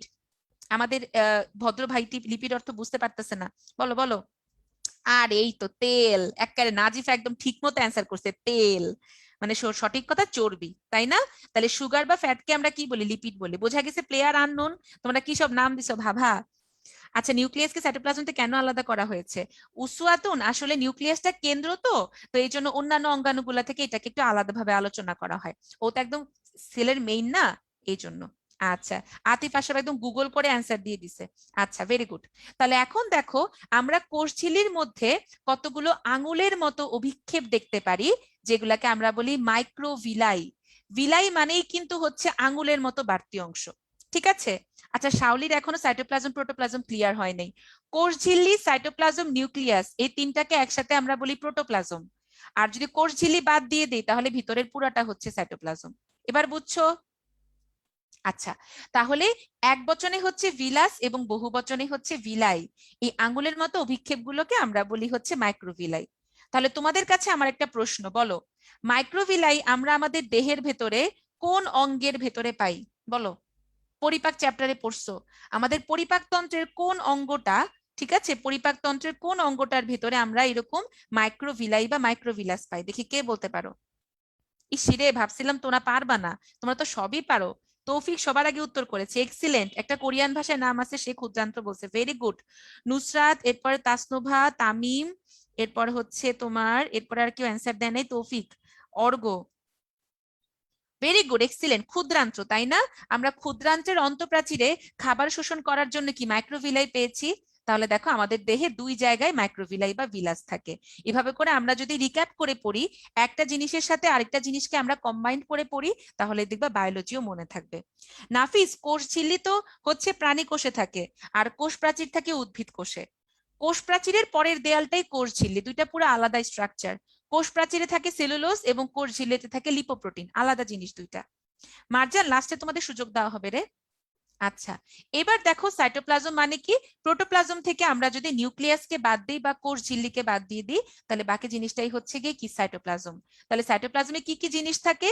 সাইটোপ্লাজমে থাকবে আমাদের সাইটোপ্লাজমীয় মাতৃকা বা ভিত্তি পদার্থ এবং সাইটোপ্লাজমীয় অঙ্গাণু। মনে রাখবা, আমাদের কোনো একটা বস্তু গঠন করার জন্য ওর একটা ভিত্তি, একটা বেস দরকার। যেমন আমরা যখন বিছানা করি, বিছানাতে সবার আগে আমরা কি বিছাই? Swan mattress. সেই ম্যাট্রেসের উপরে আমরা একটা চাদর দেই, চাদরের উপরে বালিশ দেই, বালিশের উপরে আমরা পিলো দেই, তাই না? এখন আমি যদি কোনো জাজিম তোষক বা ম্যাট্রেস না বিছাইতাম, আমি হুদা একটা চাদর ফালায় রাখলে কি কোমর ব্যথা পিঠ ব্যথা করতো না? তাহলে কোন একটা কিছু গঠন করার জন্যই আমার একটা ভিত্তি বা বেজ লাগে। সেরকম আমার কোষের ভিত্তিটা হচ্ছে গিয়ে কি আমার সাইটোপ্লাজম। সাইটোপ্লাজম সেরকম আমরা ক্লোরোপ্লাস্টে পাবো হচ্ছে স্ট্রোমা, মাইটোকন্ড্রিয়াতে আমরা একটা ম্যাট্রিক্স পাবো, নিউক্লিয়াসের ম্যাট্রিক্সটা হচ্ছে নিউক্লিওপ্লাজম। এরকম প্রত্যেকটা অঙ্গাণুতে আমরা একটা ভিত্তি পাই, যেটাকে আমরা বলি মাতৃকা বা ম্যাট্রিক্স, বাংলায় বলা হয় ভিত্তি পদার্থ। তাহলে ম্যাট্রিক্স জিনিসটা বোঝা গেছে কি জিনিস? এটা জেলির মতো একটা অর্ধতরল পদার্থ, সবার মধ্যেই থাকবে ম্যাট্রিক্স, এক এক জায়গায় এক এক রকম নাম দেওয়া, যেটা কিনা অন্যান্য বস্তুগুলোকে ধারণ করতে সাহায্য করে। হ্যাঁ, নিউক্লিয়াসকে তুমি অন্য অঙ্গাণুর মধ্যে ধরতে পারো, বাট এটাকে আমরা আলাদা চিন্তা ভাবনা করি। অ্যাপেন্ডিসাইটিস বলে কিছু নাই রে সাদমান, অ্যাপেন্ডিক্স অঙ্গাণু। অ্যাপেন্ডিক্সে ইনফ্ল্যামেশন বা প্রদাহ হলে ওইটাকে অ্যাপেন্ডিসাইটিস বলে। আইটিস মানে প্রদাহ, ঠিক আছে? মাইক্রোভিলের কাজ হচ্ছে কি কোনো বস্তু শোষণে সাহায্য করে। আচ্ছা, তাহলে এইবার দেখো অঙ্গাণুগুলোর মধ্যে কিছু কিছু হচ্ছে ঝিল্লিবদ্ধ, ওদের ঠান্ডা বেশি, ঠিক আছে, ওরা জামা কাপড় পরে থাকে দ্বিস্তরী। আর কিছু হচ্ছে ঝিল্লিবিহীন, ওদের গরম বেশি, গরম লাগছা, ওরা হচ্ছে কোন রকম ঝিল্লি দ্বারা আবৃত থাকে না। এখন তোমাদের কাছে একটা খোলা প্রশ্ন, বলো তো ঝিল্লিবদ্ধ হলেই ওদের ঝিল্লিটা কি দ্বারা তৈরি হবে? এই যে আমরা ঝিল্লিবদ্ধ অঙ্গাণুর কথা বলতেছি, কোন একটা বস্তু যদি ঝিল্লিবদ্ধ হয় তাহলে দ্বিস্তরী ঝিল্লিটা কি দ্বারা তৈরি হয়? প্রদাহ মানে ইনফেকশন, ইনফেকশন তোমরা পড়বা এগুলো সব, এখন লাগবে না। ঝিল্লি মানে পর্দা, রিজন। ভেরি গুড রিদিতা, এরপরে সূর্য আংশিক অ্যান্সার করেছো, আশরাফুল, মাইশাতুল, জয়নাথ, এরপরে আফসারা, ফাহিম, শ্রেয়া, সুমাইয়া, এক্সিলেন্ট। লিপোপ্রোটিন, আনিসা, আমরা একটু আগে পড়েছি তাই না? ঝিল্লিবদ্ধ বা দ্বিস্তরী ঝিল্লি মানে সেটা কি দ্বারা গঠিত? লিপোপ্রোটিন। আমরা কিভাবে মনে রাখবো কারা ঝিল্লিবদ্ধ? একটা ছন্দ দিয়ে, মা এরা পাগল। ধরো তোমাদের ক্লাস নিয়ে এসে আমি বাসায় গিয়ে বললাম আম্মু জানো মা এরা পাগল। মা দিয়ে হচ্ছে মাইটোকন্ড্রিয়া, এরা দিয়ে এন্ডোপ্লাজমিক রেটিকুলাম বা এন্ডোপ্লাজমিক জালিকা, পা দিয়ে হচ্ছে প্লাস্টিড, গ দিয়ে হচ্ছে গোলজি বস্তু বা গোলজি বডি বা গোলগি বডি, যে যেটা যেভাবে বলে, ঠিক আছে, গোলজি আর গোলগি একই কথা। ল দিয়ে হচ্ছে লাইসোজোম। তাহলে মায়েরা পাগল দিয়ে আমরা কি পেয়ে গেলাম? ও গ দিয়ে কিন্তু গহ্বর হয়, কোষ গহ্বর। এরা সবাই হচ্ছে ঝিল্লিবদ্ধ অঙ্গাণু। মা এরা পাগল, মাইটোকন্ড্রিয়া, এন্ডোপ্লাজমিক জালিকা, প দিয়ে প্লাস্টিড, ক দিয়ে গোলজি বস্তু এবং গহ্বর, ল দিয়ে হচ্ছে লাইসোজোম। তাহলে এগুলার বাদে বাকি যারা আছে যেমন কোষ কঙ্কাল, সেন্ট্রোসোম, রাইবোজোম, এরা সবাই হচ্ছে ঝিল্লিবিহীন অঙ্গাণু। এটা খুবই গুরুত্বপূর্ণ একটা এমসিকিউ, ঠিক আছে? এখান থেকে ইন্টারভিউ প্রশ্ন আসে, নিচের কোনটি ঝিল্লিবদ্ধ অঙ্গাণু, নিচের কোনটি ঝিল্লিবিহীন অঙ্গাণু। এখান থেকে আমার এমসিকিউ অনেক বেশি আসে। তাহলে এতটুকু পর্যন্ত ক্রিস্টাল ক্লিয়ার হলে সবাই চ্যাটে সি লেখে পোলটা ঝটপট ঝটপট অ্যান্সার করে ফেলো। ছত্রাকের কোষ প্রাচীর কি দ্বারা গঠিত? সবাই চ্যাটে সি লেখে, যদি ক্লিয়ার হয় ঝটপট পোলটা অ্যান্সার করে ফেলো, আমি সর্বোচ্চ সঠিক অ্যান্সার চাই।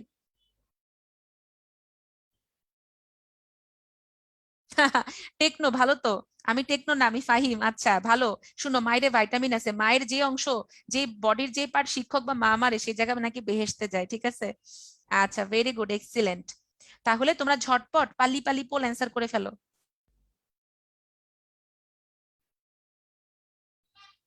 আচ্ছা অনেকে বলতেছে মাতৃকাটা কি, আবার একটু বলেন। মাতৃকা মানে একটা ভিত্তি বা জেলির মতো পদার্থ যার উপরে অন্যান্য বস্তুগুলো সাজানো থাকে। এরে অর্ণব, এটা কোনো কোশ্চেন হলে এটাই অনেকে ভুল করতেছে, ঠিক আছে? সেলফাই, সেলফাই তো কিছু না। রিজওয়ান, সেলফাই তুমি কোত্থেকে পাইছো? আচ্ছা সেলফাই কি ভাই? আচ্ছা তাহলে পোল ক্লোজ করে দিলাম, ঠিক আছে? এই যে দেখো 73% বাচ্চা হচ্ছে আমার লক্ষ্মী বাচ্চা, বাকিরা সব নষ্ট, ভ্রষ্ট আর পাপিষ্ট। এতবার করে কইলাম যে সেলুলোজ হচ্ছে উদ্ভিদ কোষের কোষ প্রাচীরের প্রধান উপাদান। এরপর আর্গোস্টেরল থাকে হচ্ছে গিয়ে কোথায়? ছত্রাকে, ছত্রাকের কোষ ঝিল্লিতে, ছত্রাকের কোষ ঝিল্লিতে। লিপিড প্রোটিন থাকে হচ্ছে কোষ ঝিল্লিতে। তাহলে ছত্রাকের কোষ প্রাচীরের প্রধান উপাদান কি হবে? কাইটিন। এতবার বোঝানোর পরে তোমরা ভাবলা যাই খুশিতে ঠেলায় গড়তে একটু ভুল উত্তর দিয়ে আসে, দেখে আপু কি বলে। এরকম ভুল উত্তর দিলে পরীক্ষার হলে ভুল উত্তর দিবা, আর এক্সামিনার হে হে করে তোমার দুটা আন্ডা দিবে। তাহলে উত্তর কি হবে? কাইটিন হবে। মাসুদ ভালো হইলো আর তোমরা ভালো হইলা না এখনো। আচ্ছা তাহলে এইবার আমরা পড়বো হচ্ছে মাইটোকন্ড্রিয়া। মাইটোকন্ড্রিয়া, আর্গোস্টেরল হচ্ছে গিয়ে একটা লিপিড বা চর্বি। তোমরা কোলেস্টেরলের নাম শুনছো না? ওই কোলেস্টেরলের মতো একটা চর্বি হচ্ছে আর্গোস্টেরল, যেটা ছত্রাকের কোষ ঝিল্লিতে পাওয়া যায়। হ্যাঁ আসলে কিছু বান্দা ইচ্ছা করে ভুল অ্যান্সার দেয়। ওকে, তাহলে দেখো মাইটোকন্ড্রিয়া। মাইটোকন্ড্রিয়া আবিষ্কার করেছিলেন বিজ্ঞানী বেন্ডা। আমাদের এই চ্যাপ্টারে যতগুলা কোষীয় অঙ্গাণু আছে তার মধ্যে সিকিউ বা সৃজনশীল প্রশ্নতে আসার মতো হচ্ছে কোষ প্রাচীর, মাইটোকন্ড্রিয়া এবং প্লাস্টিড। এই জন্য এই তিনটা খুব ভালো করে ফিগার সহ পড়বা। যেমন মাইটোকন্ড্রিয়া আসলে আমরা এই ফিগারটা ড্র করব। কোষ প্রাচীর, মাইটোকন্ড্রিয়া এবং প্লাস্টিড, এই তিনটা। বাকিগুলা থেকে ধরো গোলজি বস্তু, এন্ডোপ্লাজমিক জালিকার পার্থক্য আসতে পারে, লাইসোজোমের কাজটা খুবই ইম্পর্টেন্ট, সেন্ট্রোজোমের কাজটা ইম্পর্টেন্ট, সেগুলা থেকে 2 নম্বরের প্রশ্ন বা এমসিকিউ আসবে। কিন্তু 3 বা 4 এর জন্য কি আমার কোষ প্রাচীর, মাইটোকন্ড্রিয়া এবং প্লাস্টিড খুব ভালো করে পড়বা। ঠিক আছে? আচ্ছা, তাহলে এইবার দেখো আমাদের মাইটোকন্ড্রিয়া প্রতিটা কোষে থাকে গড়ে 300 থেকে 400টা। যকৃৎ কোষে থাকে অনেক বেশি, 1000। কেন দেখো বলো তো, যকৃৎ কোনটা? কলিজা না? কলিজা কি যকৃৎ নাকি বৃক্ক বলো? হ্যাঁ, টিস্যু তো অবশ্যই ইম্পর্টেন্ট, আমি কোষীয় অঙ্গাণুগুলোর মধ্যে বলছি রে। অঙ্গাণুগুলোর মধ্যে এই তিনটা ইম্পর্টেন্ট, আমি তো এখন টিস্যু পড়াচ্ছি না। আচ্ছা, থ্যাংক গড তোমরা কলিজা মানে যে যকৃৎ এটা বুঝতে পারছো। আমার এক স্টুডেন্ট ছিল, ঠিক আছে, সেই স্টুডেন্টকে আমি একবার বলছিলাম বলো তো বাবু কলিজা কি? ও বলে আপু কিডনি। ঠিক আছে, তাহলে হচ্ছে গিয়ে তোমার কি বলতো, কলিজা কিন্তু কিডনি না, কলিজা হচ্ছে গিয়ে তোমার যকৃৎ। আমরা তো আবার যারে তারে কলিজা বানাই দিই, তাই না? আজকে যকৃতের কাজ শুনে বুঝতে পারবা যে যকৃতের কাজ কতটা ইম্পর্টেন্ট। তখন বুঝতে পারবা যে যারে তারে কলিজা বানানো ঠিক না, কলিজার খুবই দাম আছে, যারে তারে এখন থেকে কলিজা বানাবা না। আচ্ছা, আমাদের বাসায় দেখো নর্মালি তো এখন বাবা মা দুইজনেই বাজার করে, তাই না? সাধারণত বাজার বা রান্না বান্না গুলাকে ছেলে মেয়ে বলে আলাদা করা ঠিক না। এখন ছেলেরা অনেক বেশি কুকিং করে, কারণ আমার এখনকার ছেলেদের দেখলে খুবই ভালো লাগে। আমাদের বাবাদের সময় একটা টাইম ছিল যে ওনারা ট্যাবু ভাবতো, ছেলেরা রান্না করবে, কখনোই পসিবল না। কিন্তু এখনকার সময় দেখি আমার একটা কাজিন আছে, ও সবকিছু রান্না করতে পারে, এবার কলেজে উঠলো ফার্স্ট ইয়ারে। ঠিক আছে, তাহলে ধরো আমরা ধরে নিলাম যে ধরো বাবা যদি বাজার করে আনে আর বাসায় যদি মা রান্না করে, তখন মা কি করে? সবাইকে খাবার ডিস্ট্রিবিউট করে দেয় এবং অতিরিক্ত খাবারটা আইদার নিজে খেয়ে ফেলে কিংবা ফ্রিজে রেখে দেয়। মাইক্রোভিলাই, হ্যাঁ রিফা প্ল্যান্ট সেলও থাকবে। ঠিক আছে, তাহলে আমাদের যকৃৎ করে কি? যকৃৎ হচ্ছে আমাদের বডির মা। যকৃৎ কি করবে? এই যে পরিপাকের পর সব পুষ্টিগুলো আমাদের যকৃতে যায়, সেই যকৃৎ কি করবে? আমাদের সব অঙ্গগুলাতে খাবারগুলা ডিস্ট্রিবিউট করে দিবে এবং অতিরিক্ত খাবারগুলাকে নিজের মধ্যে জমা করে রাখবে। তাহলে চিন্তা করতে পারতেছো আমাদের কলিজা আমাদের কত ভালোবাসার, ও সবাইকে পুষ্টি ডিস্ট্রিবিউট করে অতিরিক্ত খাবারটা নিজের মধ্যে সঞ্চয় করে রাখতেছে। তাহলে এই গুরুত্বপূর্ণ ক্রিয়া বিক্রিয়া গুলার জন্য আমাদের যকৃতের কি প্রচুর পরিমাণ এনার্জি দরকার। এই শক্তির জন্য মাইটোকন্ড্রিয়াতে 1000 বা তার বেশি মাইটোকন্ড্রিয়া থাকে যকৃতে। আর অ্যামিবা তো একটা মাত্র কোষ, ও তো এক কোষী, তাহলে ওর একটা কোষই কি সব কাজগুলা করতেছে? এই একটা কোষেরই কি অনেক বেশি এনার্জি প্রয়োজন, এই জন্য অ্যামিবাতে অনেক বেশি পরিমাণে মাইটোকন্ড্রিয়া থাকে। ঠিক আছে, তাহলে এখন তোমাদের কাছে আমার প্রশ্ন, কে বলতে পারবা? একটু হ্যান্ড রেজ করো, মাইটোকন্ড্রিয়াকে কেন পাওয়ার হাউস বা শক্তিঘর বলা হয়? যে বলতে পারবা একটু হ্যান্ড রেজ করো, মাইটোকন্ড্রিয়াকে কেন পাওয়ার হাউস বা শক্তিঘর বলা হয়? এটা হচ্ছে আমাদের 2 মার্কস এর জন্য ভেরি ভেরি ইম্পর্টেন্ট।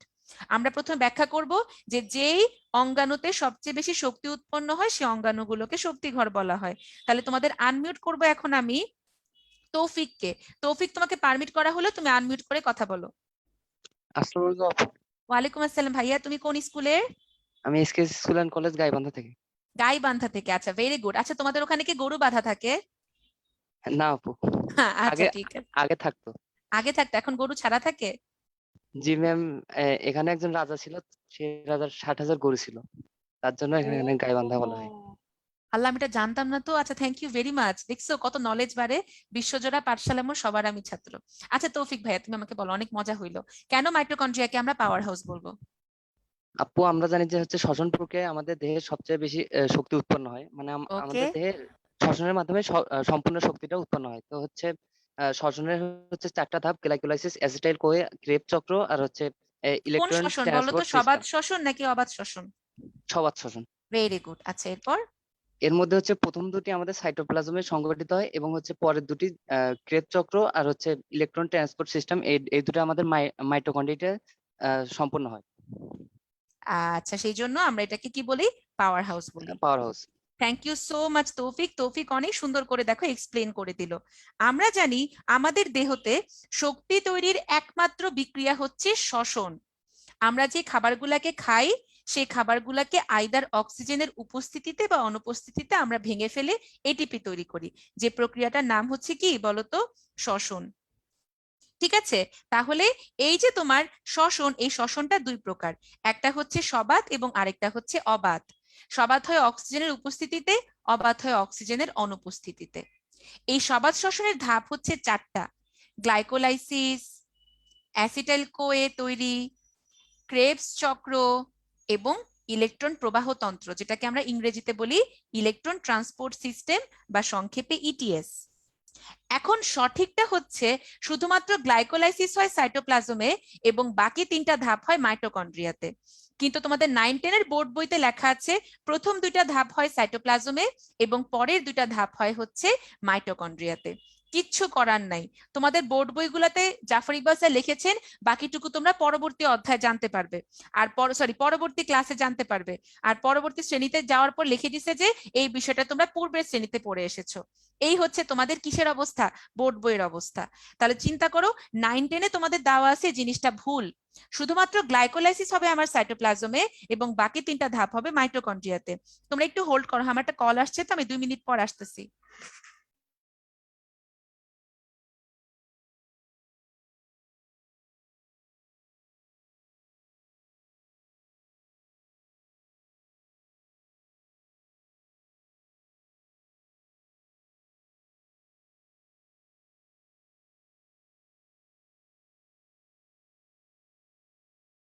আচ্ছা সরি, আমার একটা কল এসেছিল তো মোবাইলে, এজন্য হচ্ছে যে আমি একটু অফ ছিলাম। দেখো তাহলে কি বলা হয়েছে যে হচ্ছে গিয়ে তোমার এই প্রথম দুইটা ধাপ আমরা যেহেতু 9-10 এর বইতে দেওয়া আছে আমরা এভাবেই পড়ি। সবচেয়ে বেশি শক্তি উৎপন্নকারী যে ধাপগুলো ক্রেবস চক্র এবং ইলেকট্রন ট্রান্সপোর্ট সিস্টেম, এই দুইটা ধাপ আমাদের কোথায় সংগঠিত হবে? মাইটোকন্ড্রিয়াতে সংগঠিত হবে। এই জন্যই মাইটোকন্ড্রিয়াকে বলা হয় পাওয়ার হাউস বা শক্তি ঘর। ঠিক আছে? আচ্ছা, ইলেকট্রন প্রবাহ তন্ত্রতে আমাদের এটিপিতে রূপান্তরিত হয় সব শক্তিগুলা। তাহলে মাইটোকন্ড্রিয়ার গঠন যদি আমাদের 3 বা 4 এর জন্য আসে, আমরা সুন্দর করে হচ্ছে ছক করে লিখবো। ইটিএস এর কাজ কি? এটা চ্যাপ্টার 4 এ পড়াবো রে সুনিতা। সুনিতা এটা চ্যাপ্টার 4 এ পড়াবো। আচ্ছা, তাহলে দেখো আমাদের 1 নাম্বার গঠনের মধ্যে পড়বে আবরণী ঝিল্লি। বলতো মাইটোকন্ড্রিয়ার কয় স্তর বিশিষ্ট আবরণী ঝিল্লি থাকে? মাইটোকন্ড্রিয়ার কয় স্তর বিশিষ্ট আবরণী ঝিল্লি থাকে? 2 স্তর। দেখো বাইরের স্তরটা পুরাপুরি মসৃণ আর ভেতরের স্তরটা ভাঁজ ভাঁজ, খাঁচকাটা খাঁচকাটা খাঁচকাটা খাঁচকাটা। কেন খাঁচকাটা খাঁচকাটা? তোমাদের মধ্যে দেখো এক্সাম্পল দিই। ধরো তোমাদের সাথে কাকে দিয়ে বলবো এক্সাম্পল? রুবাইয়া। রুবাইয়ার ড্রয়ারে এত কাপড় উপচে উপচে পড়তেছে। রুবাইয়া ওর আম্মুর কাছে গিয়ে বললো, আম্মু আমার তো ড্রয়ারে আমার কাপড় আটতেছে না, তুমি আমাকে একটা আলমারি কিনে দাও। তখন আন্টি বললো যে দাঁড়াও আমি দেখতেছি ব্যাপারটা। আন্টি করলো কি, রুবাইয়ার ড্রয়ারে সব কাপড়গুলো সুন্দর করে ভাঁজ করে রেখে দিল। তো রুবাইয়া দেখলো কি খুব সুন্দর করে ওই ছোট ড্রয়ারেই ওর সব কাপড় এঁটে গেল। তাহলে আমরা যদি একটা ছোট জায়গার মধ্যে লম্বা একটা জিনিসকে আটাতে চাই, আমরা ওটাকে কি ভাঁজ করে করে রাখবো না? এখন আমাদের বাইরের স্তরের কাজ শুধুমাত্র প্রোটেকশন, রক্ষা, কিন্তু ভেতরের স্তরে কি হয়? আমাদের শক্তি উৎপন্ন হয়। এখন কি আমাদের হচ্ছে গিয়ে তোমার বেশি বেশি শক্তি উৎপাদনের জন্য আমাদের এই ভিতরের স্তরটা অনেক লম্বা হওয়া প্রয়োজন। কিন্তু এই লম্বা স্তরটাকে আমরা যদি পিচ্চু মাইটোকন্ড্রিয়ার মধ্যে আটাইতে চাই, আমার কি ভাঁজ করে করে রাখতে হবে না? তাহলে কম তলের মধ্যে অধিক লম্বা অন্তত্বককে আটানোর জন্য আমরা এই ভিতরের স্তরটাকে ভাঁজ করে রাখি, এবং এই ভাঁজ হয়ে যাওয়া খাঁচকাটা অংশগুলাকে আমরা কি বলবো? খাঁচকাটা অংশগুলাকে আমরা বলবো ক্রিস্টি। ভাঁজ হয়ে যাওয়া খাঁচকাটা অংশগুলাকে আমরা কি বলবো? ক্রিস্টি বলবো। বোঝা গেছে তাহলে কেন আমার ভিতরের স্তরটা এরকম খাঁচকাটা? আচ্ছা, ভেরি গুড। এবার দেখো আমরা এই ক্রিস্টির ঠিক ভেতরে আমরা একটা ম্যাট্রিক্স পাবো, ঠিক সেম আমরা যেরকম সাইটোপ্লাজমে ম্যাট্রিক্স পেয়েছিলাম, যার মধ্যে সবগুলো সুন্দর করে সাজানো থাকবে। এবং ক্রিস্টিতে আমরা দেখো ছোট ছোট কিছু কিসমিসের মতো দানা পাচ্ছি, যে দানাগুলাকে বলা হয় অক্সিজোম। এই অক্সিজোমের মধ্যে বেসিক্যালি আমাদের শক্তি উৎপাদনের সকল উপাদানগুলো সাজানো থাকে। তোমরা কি জানো আমাদের মাইটোকন্ড্রিয়া যে আগে একটা আদি কোষ ছিল? এটা সম্পর্কে কি তোমাদের ধারণা আছে কোনো? আপু আপনি কি গ্রামের? কেন ভাই, আমি ঢাকায় থাকি, মিরপুরে। এটা কি ধরনের প্রশ্ন? পারভেজ এটা ফিক্স না রে, এক একটাতে এক এক রকম ভাবে থাকে। বলো, আমাদের মাইটোকন্ড্রিয়া যে আগে একটা আদি কোষ ছিল, এটা কি আমরা জানি? জানি। এই জন্য ওর মধ্যে কিছু নিজস্ব ডিএনএ এবং কিছু নিজস্ব রাইবোজোম থাকে, কারণ ওরা কিন্তু আগে কমপ্লিট একটা সেপারেট সেল ছিল, পরবর্তীতে ওরা বিবর্তনের ধারায় কি হয়ে গিয়েছে, কোষীয় অঙ্গাণু হয়ে গিয়েছে। আচ্ছা, তাহলে দেখো আমাদের যদি সিকিউতে আসে, আমরা সুন্দর করে আবরণী ঝিল্লি, ক্রিস্টি, ম্যাট্রিক্স, অক্সিজোম, ডিএনএ এবং রাইবোজোম এরকম সুন্দর করে লিখবো। ঠিক আছে? আচ্ছা, ভেরি গুড। এখানে কি অক্সিজেন থাকে না? আর এখানে অক্সিডেশন হয়, জারণ হয়। ঠিক আছে, এখানে জারণ হয়, এই জন্য হচ্ছে গিয়ে তোমার আমরা এটাকে নাম দিয়েছি অক্সিজোম। তাহলে এবারে চলে আসো, আমাদের আমাদের মাইটোকন্ড্রিয়ার কাজও কিন্তু আমরা পড়ে ফেলেছি। এই যে শ্বসন প্রক্রিয়ায় শক্তি উৎপাদন করা, ক্রেফট চক্র থেকে অনেক বেশি পরিমাণে শক্তি উৎপন্ন করা, বিভিন্ন এনজাইম ধারণ করা যেটা কিনা এটিপি তৈরিতে সাহায্য করবে এবং পাওয়ার হাউস হিসেবে কাজ করবে। এটার ব্যাখ্যাটা আমরা 2 নম্বরের প্রশ্নের জন্য খুব ভালোভাবে পড়বো। হ্যাঁ রে, অক্সিজেন পাওয়ার প্রোডাকশন করে, পাওয়ার থাকে না। এবার আসো, একটু দাঁড়াও, ব্যাকটেরিয়া কি জানি তো? আমাকে তোমরা বলো তো, ব্যাকটেরিয়া কি আদি কোষ নাকি প্রকৃত কোষ? তোমাদের কাছে কি মনে হয়, ব্যাকটেরিয়া কি আদি কোষ নাকি প্রকৃত কোষ? আমরা একটু আগে পড়েছি, এক্সিলেন্ট, আদি কোষ। তাহলে এই যে আমাদের ব্যাকটেরিয়া আদি কোষ, তার মানে ও হচ্ছে গরিবস, ওর কিচ্ছু নাই, আছে শুধুমাত্র একটা সাইটোপ্লাজম, যার মধ্যে আমরা পাবো রাইবোজোম এবং কিছু ডিএনএ। এছাড়া ডিএনএ এর বাইরেও ওদের প্লাজমিড নামে আরেকটা বৃত্তাকার ডিএনএ থাকে, যেটা ওদের বিভিন্ন রকম কাজে সাহায্য করে। এই ব্যাকটেরিয়া গুলোতে দেখো আমরা লম্বা চুলের মতো গঠন পাই, যেগুলোকে আমরা বলি ফ্লাজেলা। মনে রাখবা, আমাদের কোষ থেকে 2 রকমের অভিক্ষেপ বা বাড়তি অংশ তৈরি হয়। লম্বা চিকন গুলাকে আমরা বলি সিলিয়া, খাটো মোটু গুলাকে আমরা বলি ফ্লাজেলা। ঠিক আছে, এগুলা হচ্ছে আমাদের কোষ ঝিল্লিরই মাইক্রোভিলের মতো কিছু অভিক্ষেপ বা বাড়তি অংশ। তো আমাদের ব্যাকটেরিয়ার মধ্যে এই ফ্লাজেলা গুলা করে কি, ওদের চলনে সাহায্য করে। প্ল্যান্টের কোষের আবরণকে কোষ প্রাচীর বলে, কোষ ঝিল্লি বলে না রে যারা। প্রাণী কোষের আবরণকে কোষ ঝিল্লি আর উদ্ভিদ কোষের আবরণকে কোষ প্রাচীর এরকম কিছু না। উদ্ভিদ কোষের সবচেয়ে বাইরে কোষ প্রাচীর থাকে, তার ঠিক নিচে কোষ ঝিল্লি থাকে।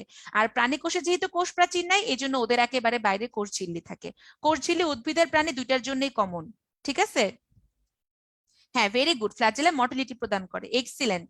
এই তো তোমরা সবই পারো। তাহলে ফ্ল্যাজেলা ওদের চলনে সাহায্য করবে এবং বিভিন্ন রকম পোষক দেহে আক্রমণ করতে সাহায্য করবে। ওকে, তাহলে এইবার দেখো, আমাদের মাইটোকন্ড্রিয়া নিয়ে যে বিষয়টা আমরা অনেকেই জানি না, আমি এটা পরে তোমাদেরকে একটু ব্রেক দিব। ঠিক আছে, এই জিনিসটা একদম ঠান্ডা মাথায় শুনবা, এটা আমরা অনেকেই বুঝি না। ঠাকুমা ঝুলিতে গল্প করার আগে বলে না, সে অনেক অনেক বছর আগের কথা। তো অনেক অনেক বছর আগে আমাদের সালোক সংশ্লেষণকারী একটা কোষ ছিল, যেটা কিনা খাবার তৈরি করতে পারতো।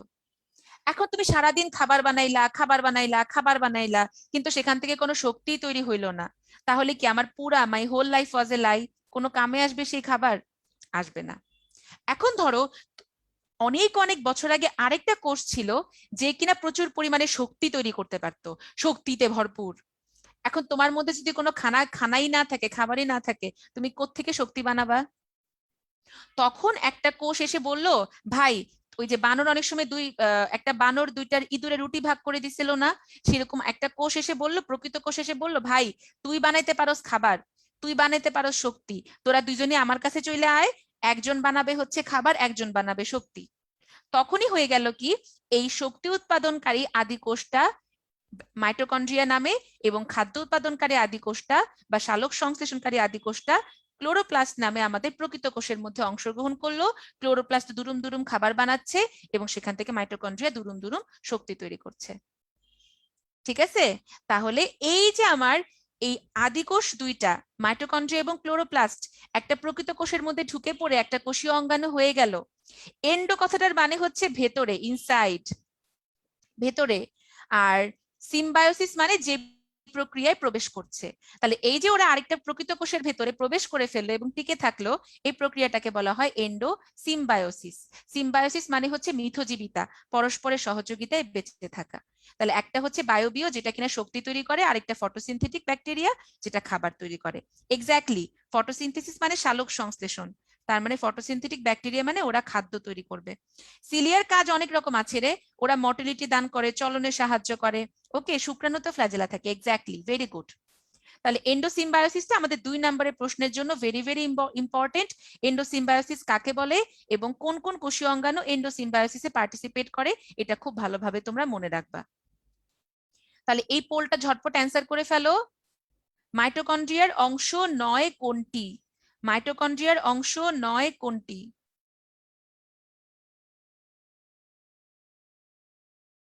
ঝটপট অ্যান্সার করো, ফাস্ট।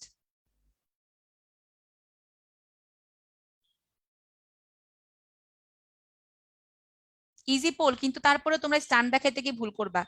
ঠিক আছে, তোমরা স্ট্যান্ড দেখাইতে গিয়ে ভুল করবা, তার পরীক্ষার সময় ইচ্ছা করে ভুল দিয়ে আসবা।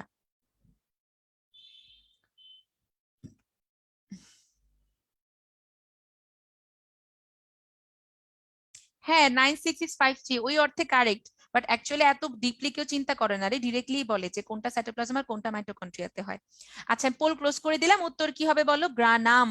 ঠিক আছে, গ্রানাম কোথায় থাকে? গ্রানাম থাকে হচ্ছে গিয়ে তোমার ক্লোরোপ্লাস্টে। তাহলে অক্সিজম, ক্রিস্টি এবং হচ্ছে গিয়ে আমরা ম্যাট্রিক্স তিনটাই কিন্তু মাইটোকন্ড্রিয়াতে পাই। শুধুমাত্র গ্রানাম চক্র বা গ্রানাম আমরা কোথায় পাবো একটু পরে পড়বো, প্লাস্টিডে পাবো। এই জন্য অ্যান্সার হবে কি গ্রানাম। তাহলে এখন বাজে হচ্ছে 7টা 36, তোমাদের 7টা 41 পর্যন্ত 5 মিনিট ব্রেক। তোমরা এই সময় চাইলে হচ্ছে প্রকৃতির ডাকে সাড়া দিয়ে আসতে পারো, পানি খাইতে চাইলে পানি খেয়ে আসতে পারো, রিল্যাক্স করে আসতে পারো। মাগার ফেসবুকে ঢুকো না, ফেসবুকে ঢুকলে আর মানে বের হইতে পারবা না। ঠিক আছে, একটু রিল্যাক্স করে আসো। আচ্ছা 37 বেজে গেছে তো, 38, 39, 40 এই চলে যাও, 42 পর্যন্তই দিলাম, 42 পর্যন্ত বন্ধ, যাও ব্রেক।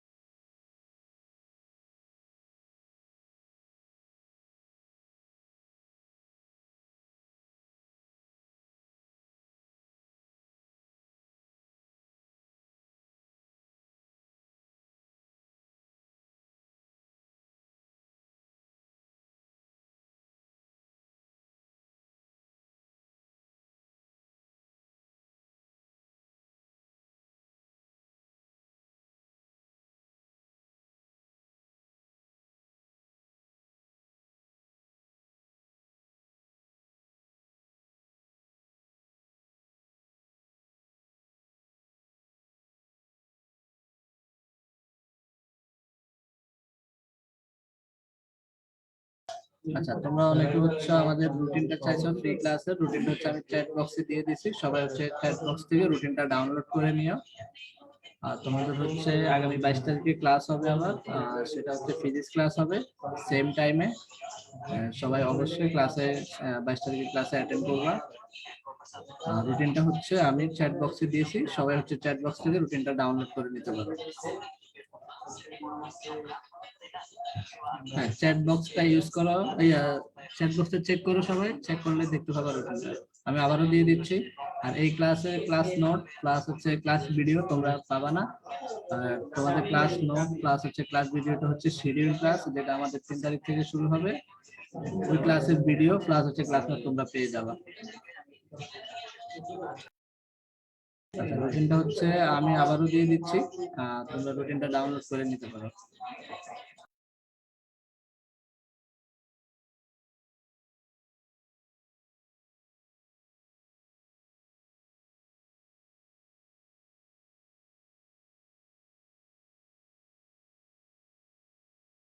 হ্যাঁ 3 তারিখ থেকে হচ্ছে আমাদের ফিজিক্যালি প্লাস হচ্ছে অনলাইন দুইভাবে হবে। তোমরা যে যেটা সুবিধা হয় ওইভাবে ক্লাস করতে পারো।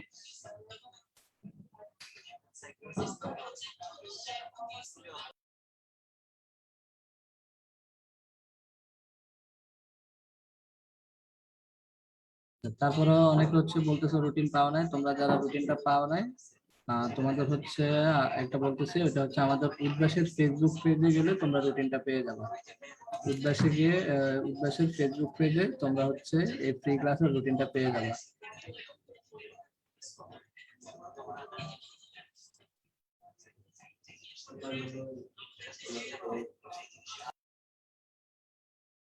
আবারও বলতেছি, উদ্ভাসের ফেসবুক পেজে গেলে তোমরা হচ্ছে রুটিনটা পেয়ে যাবে।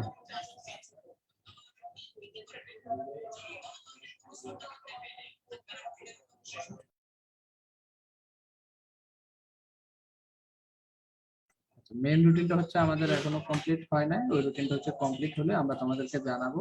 ওয়েবসাইটে তোমরা চোখ রাখবা, ওয়েবসাইট অথবা ফেসবুক পেজে চোখ রাখবা, তাহলে হচ্ছে জানতে পারবা।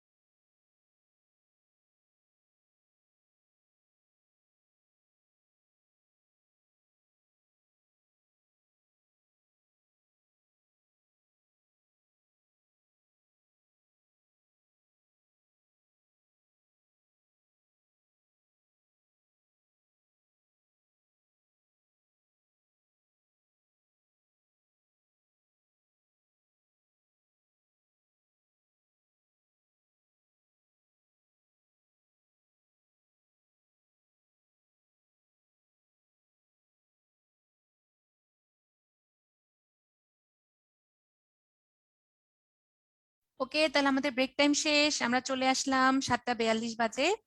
তাহলে আমরা হচ্ছে কি করব, আমরা হচ্ছে গিয়ে এখানে তোমার প্লাস্টিড থেকে শুরু করব।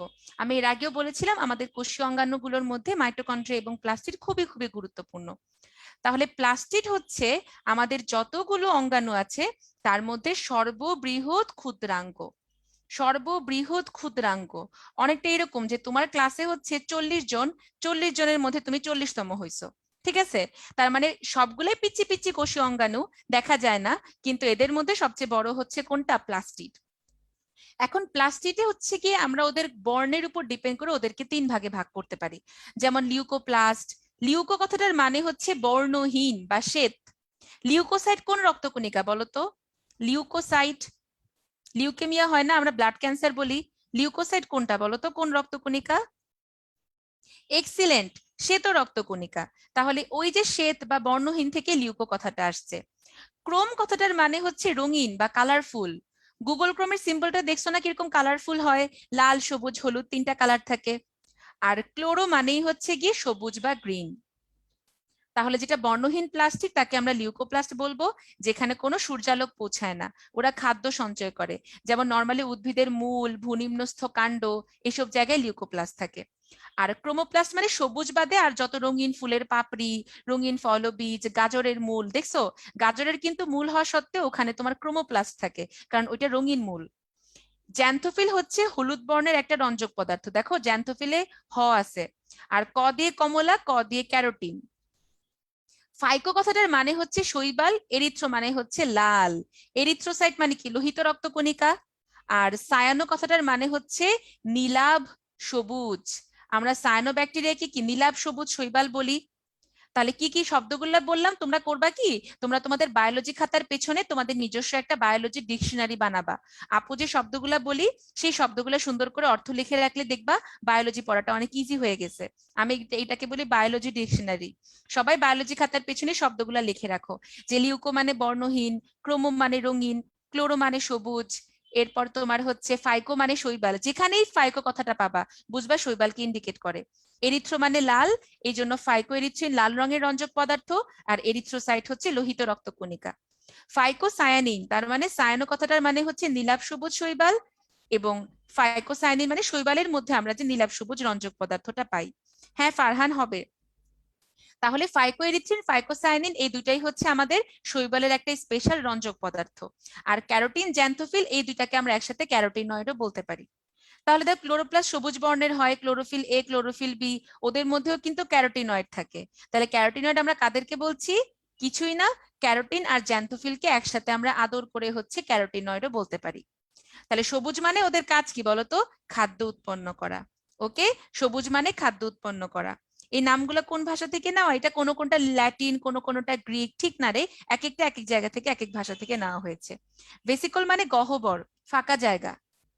তাহলে এই যে দেখো আমরা যেহেতু মাইটোকন্ড্রিয়ার গঠন পড়ে আসছি, এই জন্য প্লাস্টিডের গঠন পড়াটা আমাদের জন্য কোনো ব্যাপারই না। ওকে, প্লাস্টিডের পড়াটা গঠনটা পড়া আমাদের জন্য কোনো ব্যাপারই না। তাহলে মাইটোকন্ড্রিয়ার মতো প্লাস্টিডে আমাদের কি থাকবে? দ্বিস্তরী একটা আবরণ থাকবে, দুইটা আবরণই মসৃণ হবে। আজানটা হোক, হ্যাঁ তোমরা সবাই আজানের জবাব দাও, একটু আমরা সবাই সাইলেন্ট থাকি।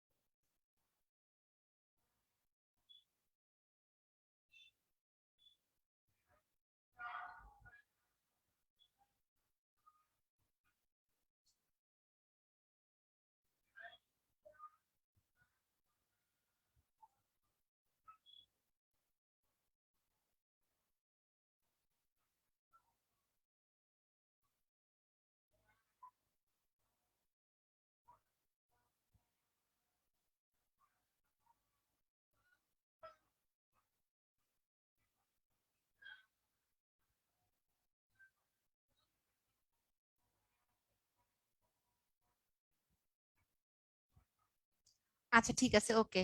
তাহলে আমরা কোথায় ছিলাম? আমরা ছিলাম হচ্ছে গিয়ে আমাদের প্লাস্টিডের গঠনে।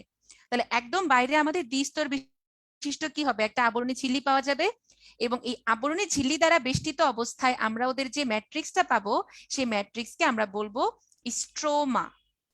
ম্যাট্রিক্সকে আমরা কি বলতে পারি? স্ট্রোমা বলতে পারি। এবার দেখো স্ট্রোমার মধ্যে একটা যে চাকতি থাকবে, সে একটা চাকাকে আমরা বলবো থাইলাকয়েড। থালার মতো চ্যাপ্টা, এই জন্য এটার নাম হচ্ছে থাইলাকয়েড। এই অনেকগুলো থাইলাকয়েড একসাথে চাকার মতো থাকলে সেই চাকার স্তূপকে আমরা বলবো গ্রানাম। গ্রানাম। আর গ্রানামের প্লুরাল নাম্বার হচ্ছে গ্রানা। তাহলে দ্বিস্তর বিশিষ্ট আবরণী ঝিল্লি যেটা দিয়ে বেষ্টিত অবস্থায় ম্যাট্রিক্স আর স্ট্রোমা থাকবে। একটা চাকতিকে বলবো থাইলাকয়েড, থাইলাকয়েডের স্তূপকে বলবো গ্রানাম। এই সবগুলো গ্রানামকে একসাথে বলা হয় গ্রানা। এবং পাশাপাশি দুইটা থাইলাকয়েড যে সূক্ষ্ম নালিকা দিয়ে যুক্ত হয়, সেই নালিকাটাকে আমরা কি বলবো? স্ট্রোমা ল্যামেলাম বা গ্রানাম ল্যামেলাম, একই কথা। তাহলে 3 নাম্বার স্ট্রাকচার থাইলাকয়েড ও গ্রানাম, 4 নাম্বার স্ট্রাকচার হচ্ছে স্ট্রোমা ল্যামেলি। Stroma lamellae. এবং মাইটোকন্ড্রিয়ার মতো ওরাও যেহেতু একটা আদি কোষ ছিল, এজন্য ওদেরও কিছু নিজস্ব ডিএনএ এবং রাইবোজোম দেখা যাবে। ঠিক আছে, তাহলে দেখো এখানে সুন্দর করে প্লাস্টিডের যদি আমাদের সিকিউতে আসে, আমরা সুন্দর করে এই ফিগারটা ড্র করব। এইটা আঁকা লাগবে না, এটা 3D একটা ছবি, এই ছবিটা আঁকলেই চলবে। তাহলে প্লাস্টিডের কাজ কি? সালোক সংশ্লেষণ। আচ্ছা, ক্লোরোফিল এ ক্লোরোফিল বিটা তোমরা অনেকে বুঝো নাই। নর্মালি ক্লোরোফিলের কালার হচ্ছে সবুজ হয়, তো সবুজের আবার ভ্যারাইটি আছে, ঠিক আছে। একটা হচ্ছে ক্লোরোফিল এ, যেটা হলো হলদে সবুজ, মানে অনেকটা ইয়েলোইশ লেমন কালার টাইপের। বি দিয়ে ব্লু, বি দিয়ে ক্লোরোফিল বি, তাহলে ক্লোরোফিল বিটা হচ্ছে নীলাভ সবুজ, ব্লুইশ গ্রিন, ঠিক আছে। ক্লোরোফিল এটা হচ্ছে ইয়েলোইশ গ্রিন, ক্লোরোফিল বি হচ্ছে ব্লুইশ গ্রিন, হলদে সবুজ আর হচ্ছে নীলাভ সবুজ। ওকে, এটা হচ্ছে দুইটা কালার। যেরকম মেয়েদের মধ্যে কালারের কত ভ্যারাইটি না, দেখবা মেয়েরা কত কালার বুঝে। লাল বলতে টকটকে লাল, মেরুন লাল, সিঁদুর লাল, চকলেট লাল, মাইটটা লাল, ঠিক আছে। ছেলেদের কাছে লালও লাল, কমলাও লাল, ম্যাজেন্টাও লাল। আবার মেয়েরা দেখো নীল বলতে sky blue, deep blue, royal blue, navy blue, ময়ূরপঙ্খী ব্লু, কত কিছু বলে। আর ছেলেদের কাছে নীল সবুজ সবই নীল। এটা অ্যাকচুয়ালি আসলে ভ্যারি করে আর কি। দেখো না মেয়েদের লিপস্টিকের কত শেড, ঠিক আছে। আমি যদিও এগুলো একটু কম বুঝি, আমিও লিপস্টিকের শেড চিনি না, ঠিক আছে। হ্যাঁ, পিঙ্কের মধ্যে baby pink, white pink, magenta pink, সেরকম ক্লোরোফিলও হচ্ছে মেয়েদের মতো, সোজা কথা। ওদের মধ্যে কালারের অনেক ভ্যারাইটি, কোনোটা হলদে সবুজ আর কোনোটা নীলাভ সবুজ। আচ্ছা, তাহলে এবার চলে আসি আমরা গোলজি বস্তুর কাছে। গোলজি বস্তু পড়ার আগে আমি তোমাদেরকে অ্যাজ এ হোল 3টে অঙ্গাণু পড়াই দিই, ঠিক আছে। অ্যাজ এ হোল আমরা 3টে অঙ্গাণু হচ্ছে পড়াই দিই। আমাদের কোষ ঝিল্লি থেকে, একদম ঠান্ডা মাথায় এই জিনিসটা শুনবো, আমরা এই একটা স্লাইড থেকে অনেক ইনফরমেশন পড়ে ফেলবো। আমাদের কোষ ঝিল্লি থেকে নিউক্লিয়াস পর্যন্ত লম্বাভাবে বিস্তৃত অবস্থায় যে অঙ্গাণুটা থাকে তাকে আমরা বলি এন্ডোপ্লাজমিক জালিকা বা এন্ডোপ্লাজমিক রেটিকুলাম। এই জালিকাটা দুই রকম হয়, মসৃণ এবং অমসৃণ। তোমরা আমাকে বলো তো, এই এন্ডোপ্লাজমিক জালিকার গায়ে যদি ছোট ছোট রাইবোজোমের দানা যুক্ত থাকে, তাহলে বলো তো সেই এন্ডোপ্লাজমিক জালিকা কি মসৃণ হবে নাকি অমসৃণ হবে? না রিফা, থাইলাকয়েড হচ্ছে একটা থালা, আর থাইলাকয়েডের স্তূপকে আমরা একটা স্তূপকে বলবো গ্রানাম চক্র। না রে, আচ্ছা শোনো কাব্য, আমি তোমাকে কি বললাম যে সব পদার্থের মধ্যে একটা ভিত্তি আছে। যেমন কোষের ভিত্তি হচ্ছে সাইটোপ্লাজম, সেরকম মাইটোকন্ড্রিয়ার ভিত্তিও ম্যাট্রিক্স, আবার ক্লোরোপ্লাস্টের ভিত্তিও ম্যাট্রিক্স। আবার আমরা কি পাবো, আবার আমরা হচ্ছে গিয়ে তোমার ইয়ার ভিত্তিতেও পাবো, নিউক্লিয়াসের ভিত্তিতেও ম্যাট্রিক্স পাবো, যেটার নাম নিউক্লিওপ্লাজম, ঠিক আছে। আচ্ছা, ভেরি গুড। তাহলে কি হবে, অমসৃণ হবে। তাহলে আমাদের অমসৃণ এন্ডোপ্লাজমিক জালিকার গায়ে কি থাকে, আমাদের ছোট ছোট কিছু রাইবোজোম থাকবে, ছোট ছোট কিছু রাইবোজোম থাকবে। তাহলে দেখো, এই যে আমাদের রাইবোজোম, এই রাইবোজোমের প্রধান কাজ কি বলো? রাইবোজোমের প্রধান কাজ কি? প্রোটিন তৈরি করা। এক্সিলেন্ট, এই জন্য রাইবোজোমকে আমরা বলি প্রোটিন ফ্যাক্টরি। মনে রাখবা, আমাদের আল্লাহর দুনিয়াতে যত এনজাইম, হরমোন, হিমোগ্লোবিন, অ্যান্টিবডি যারা রোগ প্রতিরোধ করে, এগুলো আছে, কিছু ব্যতিক্রম বাদে বাকি সবাই প্রোটিন। মনে থাকবে, এই যে আমাদের খাবার পরিপাকের উৎসেচক বা এনজাইম, হরমোন, এরপর লোহিত রক্তকণিকার হিমোগ্লোবিন, রোগ প্রতিরোধ করার জন্য শ্বেত রক্তকণিকার অ্যান্টিবডি, এরা সবাই প্রোটিন। এখন রাইবোজোম এখানে যে প্রোটিনগুলা তৈরি করবে, সেই প্রোটিনগুলা করবে কি, পুরো এন্ডোপ্লাজমিক জালিকার মধ্য দিয়ে পরিবহন হয়ে কিছু লম্বা লম্বা গঠন তৈরি করবে, কিছু গল্লু গল্লু গঠন তৈরি করবে। এই লম্বা লম্বা গঠনগুলাকে আমরা বলি সিস্টার্নি। কি বলবো? সিস্টার্নি। আর গল্লু গল্লু গঠনগুলাকে আমরা বলবো ভেসিকল। এই সিস্টার্নি আর ভেসিকল মিলিতভাবে আমাদের কি তৈরি করে? গোলজি বস্তু তৈরি করে, ঠিক আছে। গোলজি বস্তু তৈরি করে। তাহলে পুরো এন্ডোপ্লাজমিক জালিকা জুড়ে আমার প্রোটিনটা পরিবহন হলো দেখে এন্ডোপ্লাজমিক জালিকাকে আমরা বলি কোষের পরিবহন তন্ত্র। এটা খুবই ইম্পর্টেন্ট। এন্ডোপ্লাজমিক জালিকাকে আমরা কি বলি? কোষের পরিবহন তন্ত্র বলি। এবার গোলজি বস্তু কি করবে দেখো, ধরো আমি বললাম তোমাদের সাথে, কার নাম নিব, ধরো তোমাদের সাথে হচ্ছে তোমার মুশফিক। মুশফিকের আম্মু আন্টি অনেক মজার কাচ্চি রান্না করে। আমি মুশফিককে বললাম, মুশফিক আন্টি কাচ্চি বিরিয়ানি রান্না করুক, তুমি একটা বড় ডেকচিতে করে কাচ্চি নিয়ে আসবা, আমি সেটাকে প্যাকেট করে করে সাপ্লাই দিব। তো আন্টি কাচ্চি বিরিয়ানি রান্না করলো, মুশফিক সেটাকে পরিবহন করে আমার কাছে নিয়ে আসলো, আমি প্যাকেট করে করে একটা প্যাকেটে তোমার যাত্রাবাড়ি, ফার্ম গেট, মোহাম্মদপুর, মিরপুর এরকম পার্সেল করে দিলাম। তাহলে এখানে আন্টির বানানো কাচ্চিটা হচ্ছে প্রোটিন, মুশফিক হচ্ছে গিয়ে তোমার কি, এন্ডোপ্লাজমিক জালিকা, আর আমি হচ্ছে গোলজি বস্তু। তার মানে প্রোটিনগুলো যেটা তৈরি হয় সেটাকে এন্ডোপ্লাজমিক জালিকা পরিবহন করে আমার গোলজি বস্তু তৈরি করে ফেলে, এবং গোলজি বস্তু প্যাকেট করে করে আমার যেখানে যতটুকু প্রোটিন দরকার সেখানে ততটুকু প্রোটিন সাপ্লাই করবে। এই যে গোলজি বস্তু প্যাকেট করে করে বিভিন্ন অঙ্গাণুতে প্রোটিন দান করছে, এই জন্য গোলজি বস্তুকে আমরা কি বলে থাকি? কোষের প্যাকেজিং সেন্টার বা ট্রাফিক পুলিশ। ট্রাফিক পুলিশ যেরকম রাস্তায় কে কোথায় যাবে সেটা নির্দেশ করে, সেরকম আমাদের গোলজি বস্তু প্রোটিনের দিক নির্দেশনা করে দেখে ওদেরকে বলি কোষের প্যাকেজিং সেন্টার বা কোষের ট্রাফিক পুলিশ। এখন গোলজি বস্তু করবে কি, কিছু প্রোটিনকে অ্যাজ হাইড্রোলাইটিক এনজাইম, মানে পানিতে ভেঙে দেয় এরকম কিছু এনজাইমের আকারে আমাদের লাইসোজোমকে দিয়ে দিবে। লাইসোজোম করবে কি, এই এনজাইমের মাধ্যমে জীবাণুর সাথে কি করবে, ঢিসিয়া ঢিসিয়া করে। ওই যে বাংলা সিনেমাতে দেখো না, জোরে জোরে তোমার শব্দ হয় ঢিসুমাই ঢিসুমাই, এরকম লাইসোজোম কি করবে, এই এনজাইম গুলা দিয়ে ঢিসুমাই ঢিসুমাই করে জীবাণুকে মারবে। এই জন্য লাইসোজোমকে আমরা বলি সুইসাইডাল স্কোয়াড বা আত্মঘাতী থলিকা। কে কে সুইসাইড স্কোয়াড মুভিটা দেখছো? এটা কিন্তু সুইসাইড স্কোয়াড মুভি না, এটা হচ্ছে সুইসাইডাল স্কোয়াড। তাহলে এখান থেকে আমরা কি বুঝতে পারলাম, এখান থেকে আমরা একটা মানে মজার জিনিস শিখেছি। এন্ডোপ্লাজমিক জালিকা তৈরি করে গোলজি বস্তু বা গোলগি বস্তু, এবং গোলজি বস্তু তৈরি করে আমাদের lysosome. This is a flow chart. ঠিক আছে, এন্ডোপ্লাজমিক জালিকার মধ্যে যে প্রোটিনগুলো রাইবোজোম থাকবে, ওরা প্রোটিন ফ্যাক্টরি দেখে ওরা প্রোটিন তৈরি করে। এই প্রোটিনগুলো পুরো এন্ডোপ্লাজমিক জালিকাতে পরিবাহিত হয় দেখে এন্ডোপ্লাজমিক জালিকাকে বলা হয় পরিবহন তন্ত্র। সেখান থেকে আমার লম্বাগুলো সিস্টার্নি এবং গোলগুলো ভেসিকল তৈরি করবে। এই সিস্টার্নি আর ভেসিকল মিলিতভাবে গোলজি বস্তু তৈরি করে।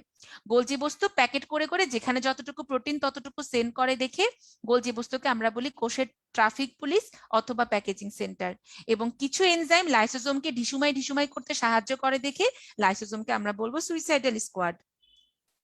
নিশ্চিতকরণের সাথে এই যে রায়ান আমাদের গোলজি বস্তু প্রোটিন নিশ্চিত করছে, এই জন্য এটাকে আমরা পদার্থ নিশ্চিতকরণ বলতে পারি।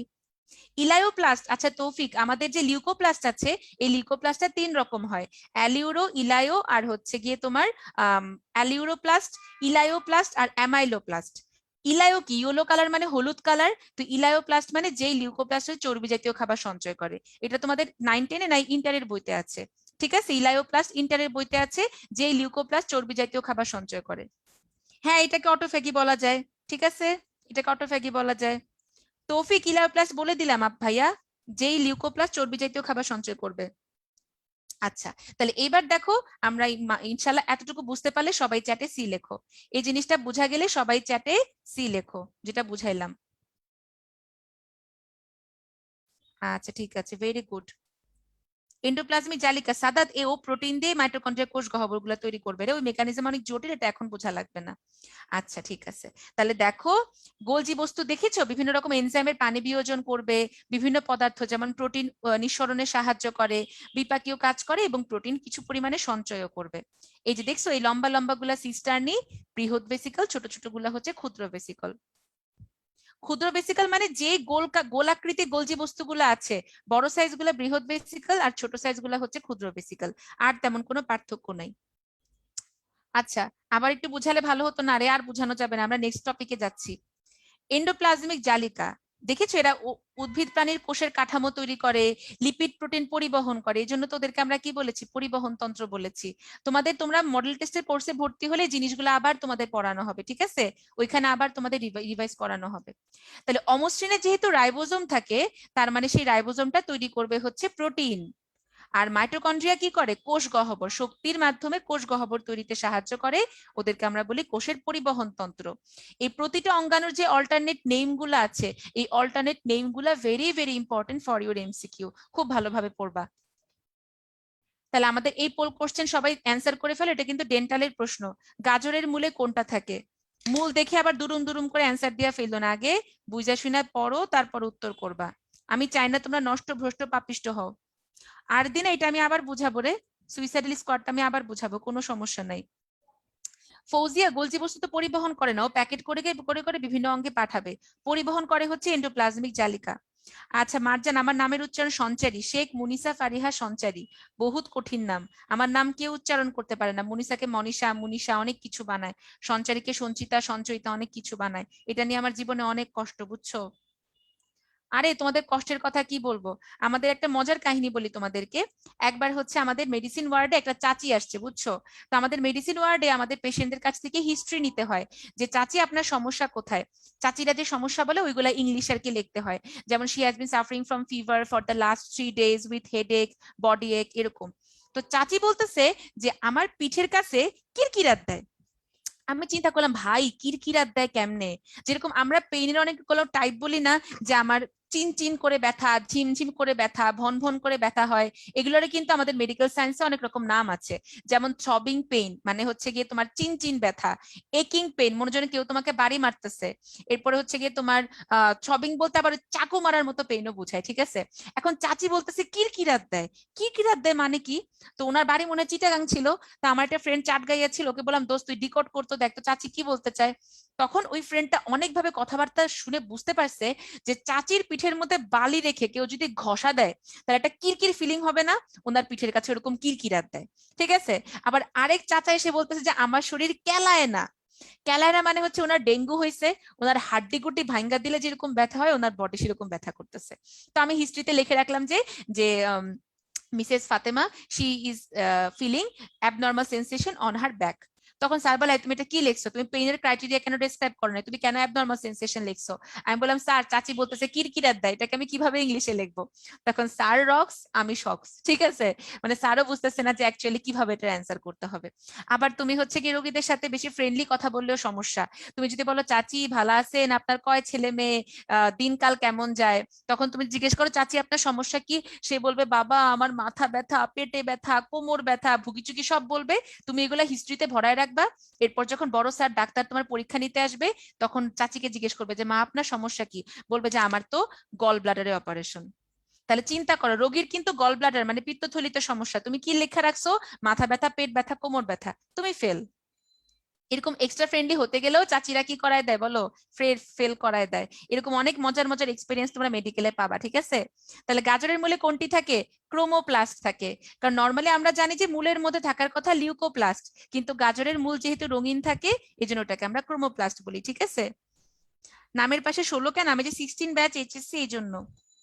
আচ্ছা ওকে, আফফানকে আফসান আফসান অনেক কিছু বলে, হ্যাঁ আসলে রে I can feel your pain. হ্যাঁ সার্জারি ওয়ার্ড তো অনেক বেশি ইন্টারেস্টিং। একটা গল্প, আরেকটা গল্প বলি।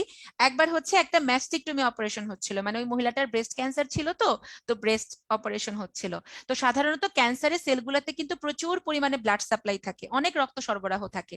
তো আমাদের তো সার্জারি ওয়ার্ডে আমরা জায়গা পাই না, কারণ সাধারণত তো তোমার সার্জারি করা হলে চারপাশে একটা ডিস্টেন্স রেখে রোগীদেরকে তোমার দাঁড়াইতে বলে, মানে জীবাণু মুক্ত করার জন্য। তো আমরা টুল টুল নিয়ে উপরে দাঁড়ায় দাঁড়ায় দেখি। তো স্যাররা সম্ভবত সার্জারি করতে গিয়ে একটা মেজর আর্টারি বা ভেইন সামথিং কাটা গেছে, ক্যান্সার সেল ছিল প্রচুর পরিমাণে, হচ্ছে তোমার ব্লিডিং হয়েছে, সেই রক্ত উঠে পুরো আমার ওটি ড্রেস, ঠিক আছে। আমি তো সেইখানেই শেষ, আমি বলছি আল্লাহ রে আমার মনে হয় ক্যান্সার হয়ে গেল। পরে আমি চিন্তা করলাম আচ্ছা ক্যান্সার তো ছোঁয়াচে না, ঠিক আছে আমার কিছু হবে না। তারপর সাথে সাথে সে ওটি ড্রেস চেঞ্জ করে তারপর হচ্ছে বাসায় এনে সেটা ধুইছি। এরকম সার্জারিতেও বহুত কাহিনী আছে, মেডিসিনেও কাহিনী হয়, পেডিতে আরো মজার কাহিনী হয় কারণ বাবুরা থাকে। আর গাইনি ডিপার্টমেন্টে তো ছেলেদেরকে কিছুতেই মায়েরা হচ্ছে নর্মাল ডেলিভারি দেখতে দিবে না, আর ম্যাডামরা খালি ধরে ধরে ছেলেগুলোকে বলে এই সামনে আসো, এই সামনে আসো, দেখো নর্মাল ডেলিভারি দেখো। আর মহিলাগুলো তো কিছুতেই ডেলিভারি দেখতে দিবে না। এটা নিয়ে প্রত্যেকটা গাইনি ওয়ার্ডে এক একটা যুদ্ধ শুরু হয়, ঠিক আছে। এই জন্য আসলে এই ধরনের এক্সপিরিয়েন্স গুলো খুবই মজার মেডিকেলে। আচ্ছা তাহলে দেখো আমরা চলে আসি আমাদের কোষ গহ্বরের কাছে। কোষ গহ্বর হচ্ছে গিয়ে একদমই আনইম্পর্টেন্ট একটা টপিক, এটা আমরা জাস্ট এমসিকিউর জন্য মনে রাখবো যে এটা হচ্ছে একটা আপাত ফাঁকা জায়গা যেখানে আমাদের কোষ রস থাকবে। সাধারণত প্রাণী কোষে কোষ গহ্বর হয় একেবারেই থাকবে না, না হয় ছোট ছোট ছোট ছোট অনেকগুলা থাকবে। আর উদ্ভিদ কোষে কোষ গহ্বর একটাই থাকে, বেশ বড় সাইজের। তাহলে কোষ গহ্বরের প্রধান কাজ কি? ওরা শর্করা, আমিষ, চর্বি এবং বিভিন্ন ধরনের জৈব অ্যাসিডকে কি করে রাখবে? জমা করে রাখবে। এটা আমরা জাস্ট এমসিকিউর জন্য পড়বো। এইবার আসো লাইসোজোম। এইবার ধরো কাকে দিয়ে এক্সাম্পল দিব? আচ্ছা ধরো তোমাদের সাথে সুনিতা, এটা হচ্ছে সুনিতার শ্বেত রক্তকণিকা। এই শ্বেত রক্তকণিকার মধ্যে চুপ করে লাইসোজোম ওর এনজাইম গুলা নিয়ে বসে আছে, কখনই জীবাণু আসবে ও বলবে আহো ভাতিজা পাট খেতে, ঠিক আছে, দুরুম দুরুম করে মারবে। এখন ধরো সুনিতার বডিতে একটা ব্যাকটেরিয়া আসলো, এই যে সে হাসতেছে, হে হে যাবি কোথায়। তখন সুনিতা শ্বেত রক্তকণিকা করবে কি? টনোপ্লাস্ট হচ্ছে কোষ গহ্বরের পাতলা পর্দাকে টনোপ্লাস্ট বলে, পাতলা পর্দাকে। আচ্ছা তখন আমাদের শ্বেত রক্তকণিকা করবে কি? একটা বাড়তি অভিক্ষেপ বা ক্ষণপথ তৈরি করে এই জীবাণুটাকে খেয়ে ফেলবে এবং লাইসোজোম ওর এনজাইম গুলা দিয়ে এই জীবাণুটাকে একদম দুরুম দুরুম করে মেরে ফেললো। সুনিতা হ্যাপি, আমরাও হ্যাপি, ঠিক আছে। এখন যদি জীবাণুর পরিমাণ অনেক বেড়ে যায়, শুধুমাত্র একটা ব্যাকটেরিয়া আসে নাই, আমাদের সুনিতার শ্বেত রক্তকণিকাতে অসংখ্য ব্যাকটেরিয়া আসছে, ওরা সবাই হে হে যাবি কোথায় এরকম চারপাশ থেকে ঘিরে ধরছে। তাহলে কি কি কেস হতে পারে? আইদার সুনিতার দেহে জীবাণুর পরিমাণ অনেক বেড়ে গেছে, কিংবা ওর দেহে পুষ্টির অভাব হয়েছে, কিংবা ওর দেহে অক্সিজেনের অভাব। তখন লাইসোজোমটা ভাববে কি, আহারে আমি মারা যাই, আমার আশেপাশের কোষগুলা যাতে রক্ষা পায়। এই জন্য লাইসোজোম করবে কি, এতক্ষণ যে পর্দা দিয়ে ক্ষতিকর এনজাইমগুলোকে আটকে রেখেছিল যাতে করে আশেপাশের কোষগুলোর কোনো ক্ষতি না হয়, সেই পর্দাটা ছিঁড়ে ফেলে ও সেই এনজাইমগুলোতে পুরো নিজের কোষটাকে ধ্বংস করে ফেলবে। তোমরা ইয়া শুনছো না, আত্মঘাতী বোমা হামলার নাম শুনছো না? ধরো আমি একটা মসজিদ ধ্বংস করতে যাই বা আমি একটা তাজমহল ধ্বংস করতে যাই, আমি আমার পুরো বডিতে বোমা প্যাঁচে সেখানে যাব, বোমা ব্লাস্ট করে দিব, শেষ। এটাকে বলে হয় আত্মঘাতী বোমা হামলা। সেরকম লাইসোজোম করবে কি, ওর এনজাইম গুলো পুরাটা পটাশ করে ছড়াই দিয়ে পুরা কোষটাকে ধ্বংস করে দিবে যাতে করে আশেপাশের কোষগুলো আমাদের জীবাণুর হাত থেকে রক্ষা পায়। এই প্রক্রিয়াটাকে আমরা বলবো অটোলাইসিস।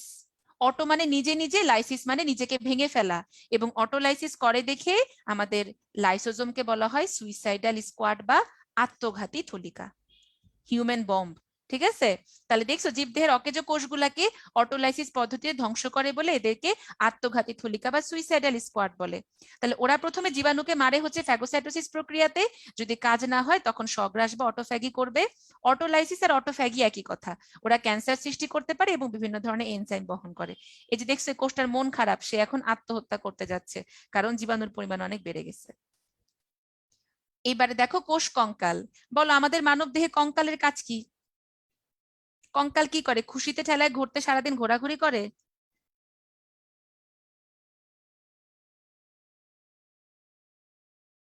আরে ফাহিম, এই ধরনের কাহিনী বেশি হয় দেখে এটা কইলাম, তুই এক প্রশ্ন বারবার বারবার করতে করতে আমারে জঙ্গি বানাই দিস না আবার। হায় রে পোলা পাইন, একটা কথা বলা যায় না। এক্সিলেন্ট, আমাদের দেহের আকৃতি প্রদান করে, তাই না? আমাদের দেহের একটা নির্দিষ্ট আকৃতি দিবে, আঘাত থেকে রক্ষা করবে। এখন আমাদের কোষেরও তো কি আকৃতি রক্ষা করার একটা ব্যাপার আছে, ওদের একটা দৃঢ়তা বজায় রাখার ব্যাপার আছে। তাহলে কোষের মধ্যে যে গঠনগুলো কোষের আকৃতি প্রদান করে, ওদের সুরক্ষা দিবে, তাদেরকে আমরা বলবো কোষ কঙ্কাল বা কি সাইটোস্কেলেটন। এর মধ্যে চিকন চিকন সুতার মতো তন্তুগুলাকে আমরা বলি হচ্ছে গিয়ে তোমার মাইক্রোফিলামেন্ট, মোটাগুলাকে আমরা বলি হচ্ছে গিয়ে মাইক্রোটিউবিউল। মাইক্রোটিউবিউলের যে চিকন মাগার মাইক্রোফিলামেন্টের যে মোটা, এই মধ্যবর্তী অংশগুলাকে বলি ইন্টারমিডিয়েট ফিলামেন্ট। ঠিক আছে, একদম তন্তুর মতো মাইক্রোফিলামেন্ট, মোটাগুলা হচ্ছে মাইক্রোটিউবিউল, এই দুটার মাঝামাঝি হচ্ছে ইন্টারমিডিয়েট ফিলামেন্ট। এটা তোমরা এমসিকিউর জন্য পড়বা। নিচের কোনটি কোষ কঙ্কাল? আচ্ছা আমাকে বলো তো, কোষ কঙ্কালে কি দ্বিস্তর বিশিষ্ট আবরণ থাকবে? কোষ কঙ্কালে কি আমরা দ্বিস্তরী আবরণ পাবো? ভেরি গুড, শাওলি, মুস্তাফিজুর, মিফতাহুল, মোহাম্মদ, ফাহিম, সূর্য, কোরিয়ান, Sunita, Ardina, Nusrat, Maisha, Muntaha, Nafisa, Saida, Nazmul, excellent, very good. তোমরা সবাই রাইট অ্যান্সার করেছো, থাকবে না, কারণ মায়েরা পাগলের মধ্যে কিন্তু কোনো কোষ কঙ্কাল ছিল না। Very good, excellent. আচ্ছা, রাইবোজোমের কথা কিন্তু আমরা অলরেডি বলে ফেলেছি। রাইবোজোম এমন একটা কোষীয় অঙ্গাণু যেটা কিনা আমাদের আদি কোষ এবং প্রকৃত কোষ দুই ধরনের কোষেই থাকবে। সার্বজনীন, আদি কোষে মুক্ত অবস্থায় থাকে আর প্রকৃত কোষে এন্ডোপ্লাজমিক জালিকার সাথে যুক্ত অবস্থায় থাকে। ওদেরকে আমরা কি বলি? Protein factory. তাহলে ওরা প্রাণী উদ্ভিদ উভয় কোষে থাকবে, প্রোটিন তৈরি করবে, এনজাইম সরবরাহ করবে, কারণ আমরা কি জানি এনজাইমও কিন্তু এক ধরনের প্রোটিন। এবং দেখো প্রোটিনে পলিপেপটাইড চেইন সংযোজন করে, প্রোটিনে পলিপেপটাইড চেইন সংযোজন করে। তোমরা আমাকে বলো তো, প্রোটিন কি একটা পলিমার নাকি মনোমার? তোমাদের কি ধারণা? প্রোটিন কি একটা পলিমার মানে একটা বড় অণু, নাকি মনোমার ছোট অণু? Excellent, polymer. ওরা হচ্ছে অ্যামাইনো অ্যাসিডের পলিমার। কমপক্ষে 100টা অ্যামাইনো অ্যাসিড করবে কি একজন আরেকজনের সাথে যুক্ত হয়ে আমাদের প্রোটিন তৈরি করবে, কমপক্ষে 100টা অ্যামাইনো অ্যাসিড। তাহলে এই যে 100টা অ্যামাইনো অ্যাসিড পরস্পরের সাথে যুক্ত হচ্ছে, যেই বন্ধন বা বন্ড দিয়ে যুক্ত হয় সেই বন্ধনের নাম হচ্ছে পেপটাইড বন্ড। কি নাম বলো তো? Peptide bond. তার মানে একটা প্রোটিনের মধ্যে কি মাল্টিপল পেপটাইড বন্ড আছে, এই জন্য এটাকে আমরা বলি পলিপেপটাইড চেইন। পলিপেপটাইড চেইন, কারণ এই 100টার মতো অ্যামাইনো অ্যাসিডকে যুক্ত করে আমি যখন একটা বড় প্রোটিনের অণু তৈরি করব, তখন আমাকে মাল্টিপল পেপটাইড মিলে কি একটা পলিপেপটাইড চেইন তৈরি করতে হবে। এবং রাইবোজোম যেহেতু প্রোটিন তৈরি করছে, ওকে এই অ্যামাইনো অ্যাসিড গুলো পলিপেপটাইড চেইনের মাধ্যমে যুক্ত করেই কি আমার প্রোটিন তৈরি করতে হবে। এই জন্যই বলা হয়েছে প্রোটিনে পলিপেপটাইড চেইন সংযোজন করে। ওকে, না, হ্যাঁ থাকতে পারে হাবিবা। এখানে তো দুইটা বন্ড বুঝাই না, এখানে তো জাস্ট আমি একটা বন্ধনকে বোঝাইছি, এটা দুইটা না, এটা জাস্ট সিঙ্গেল বন্ধন। ওকে, আচ্ছা তাহলে এবার দেখো সেন্ট্রোসোম। এই যে কনডেন্স মিল্কের মতো দুইটা বোতল, এই বোতলগুলাকে আমরা বলবো সেন্ট্রিওল, ওদের চারপাশের জেলির মতো তরল পদার্থকে বলবো সেন্ট্রোস্ফিয়ার, এবং সেন্ট্রোস্ফিয়ার সহ পুরো কোষীয় অঙ্গাণুটাকে আমরা বলবো সেন্ট্রোসোম। ঠিক আছে, তাহলে শুধুমাত্র ভিতরের অংশগুলাকে সেন্ট্রিওল এবং পুরাটাকে আমরা বলি সেন্ট্রোসোম। তাহলে এবার কে বলতে পারবা, একটু হ্যান্ড রেজ করো, সেন্ট্রোমিয়ার কোথায় থাকে? কে বলতে পারবা, হ্যান্ড রেজ করো, যে সেন্ট্রোসোমটা একটা কোষীয় অঙ্গাণু, তাহলে সেন্ট্রোমিয়ার কোথায় থাকে, সেন্ট্রোমিয়ার। আচ্ছা, আজমাইন তোমাকে পারমিট করা হলো, তুমি আনমিউট করে কথা বলো। আজমাইন শুনতে পাচ্ছো? আচ্ছা, আজমাইনের মনে হয় নেট প্রবলেম। জেরিন তোমাকে পারমিট করা হলো, আনমিউট করে কথা বলো। আপু এটা থাকে হচ্ছে মানে কোষ বিভাজনের সময় যখন ক্রোমাটিন তন্তু বিভাজন মানে মোটা হয়ে যায়, ওই সময় দুই পাশে থাকে আচ্ছা, দুই পাশে থাকে তার বাহু মানে থেকে ক্রোমোসোমের যে দুইটা বাহু, ওদের মাঝখানে যে ছোট গোল টু স্ট্রাকচার, এটার নামই কি? Centromere. Centromere. Thank you so much Jerin. তাহলে দেখছো আমাদের কোথায় প্যাচ লাগে?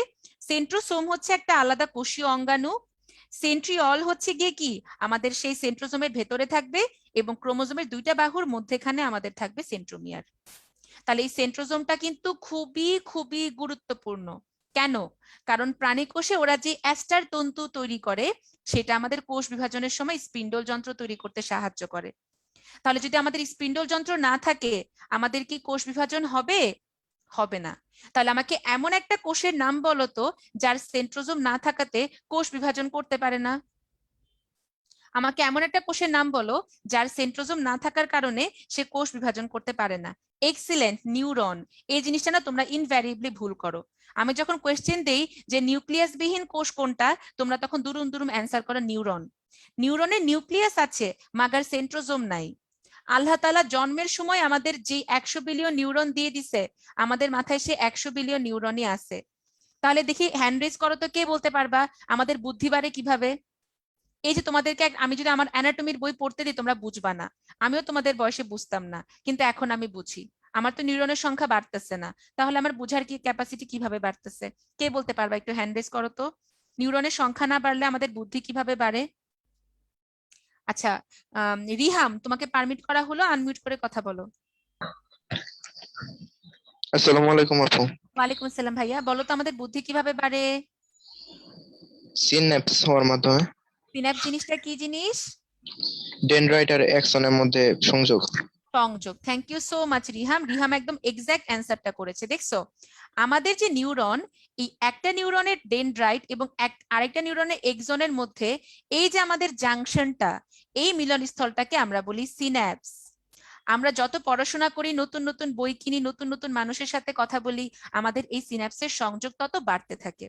একটা নির্দিষ্ট বয়স পর্যন্ত সিন্যাপস বাড়বে, এরপরে দেখবা আমাদের বয়স হয়ে গেলে সিন্যাপস গুলো আস্তে আস্তে লুজ হয়ে যায়। আমার নানা ভাই মারা গেছিল ডিমেনশিয়া, ওনার মারা যাওয়ার সময় ডিমেনশিয়া ছিল, উনি কাউকে চিনতো না। ঠিক আছে, কারণ ওনার এই যে বয়স হওয়ার পর সিন্যাপস লুজ হয়ে যায়, এজন্য কেউ কেউ মেমোরি ধরে রাখতে পারে, আবার কেউ কেউ মেমোরি ধরে রাখতে পারে না। ওকে, তাহলে আমাদের বয়স বুদ্ধি বাড়া অ্যাকচুয়ালি নিউরন বাড়ে না, আমাদের সিন্যাপসের কানেকশনটা বাড়ে। আর এই যে আমরা একটু আগে সিলিয়া ফ্ল্যাজেলার কথা বলেছিলাম না, এই যে সিলিয়া ফ্ল্যাজেলা, সেই ফ্ল্যাজেলা থেকে শুক্রাণু, লেজ, এই সব জিনিসগুলা কিন্তু সেন্ট্রোসোম তৈরি করে।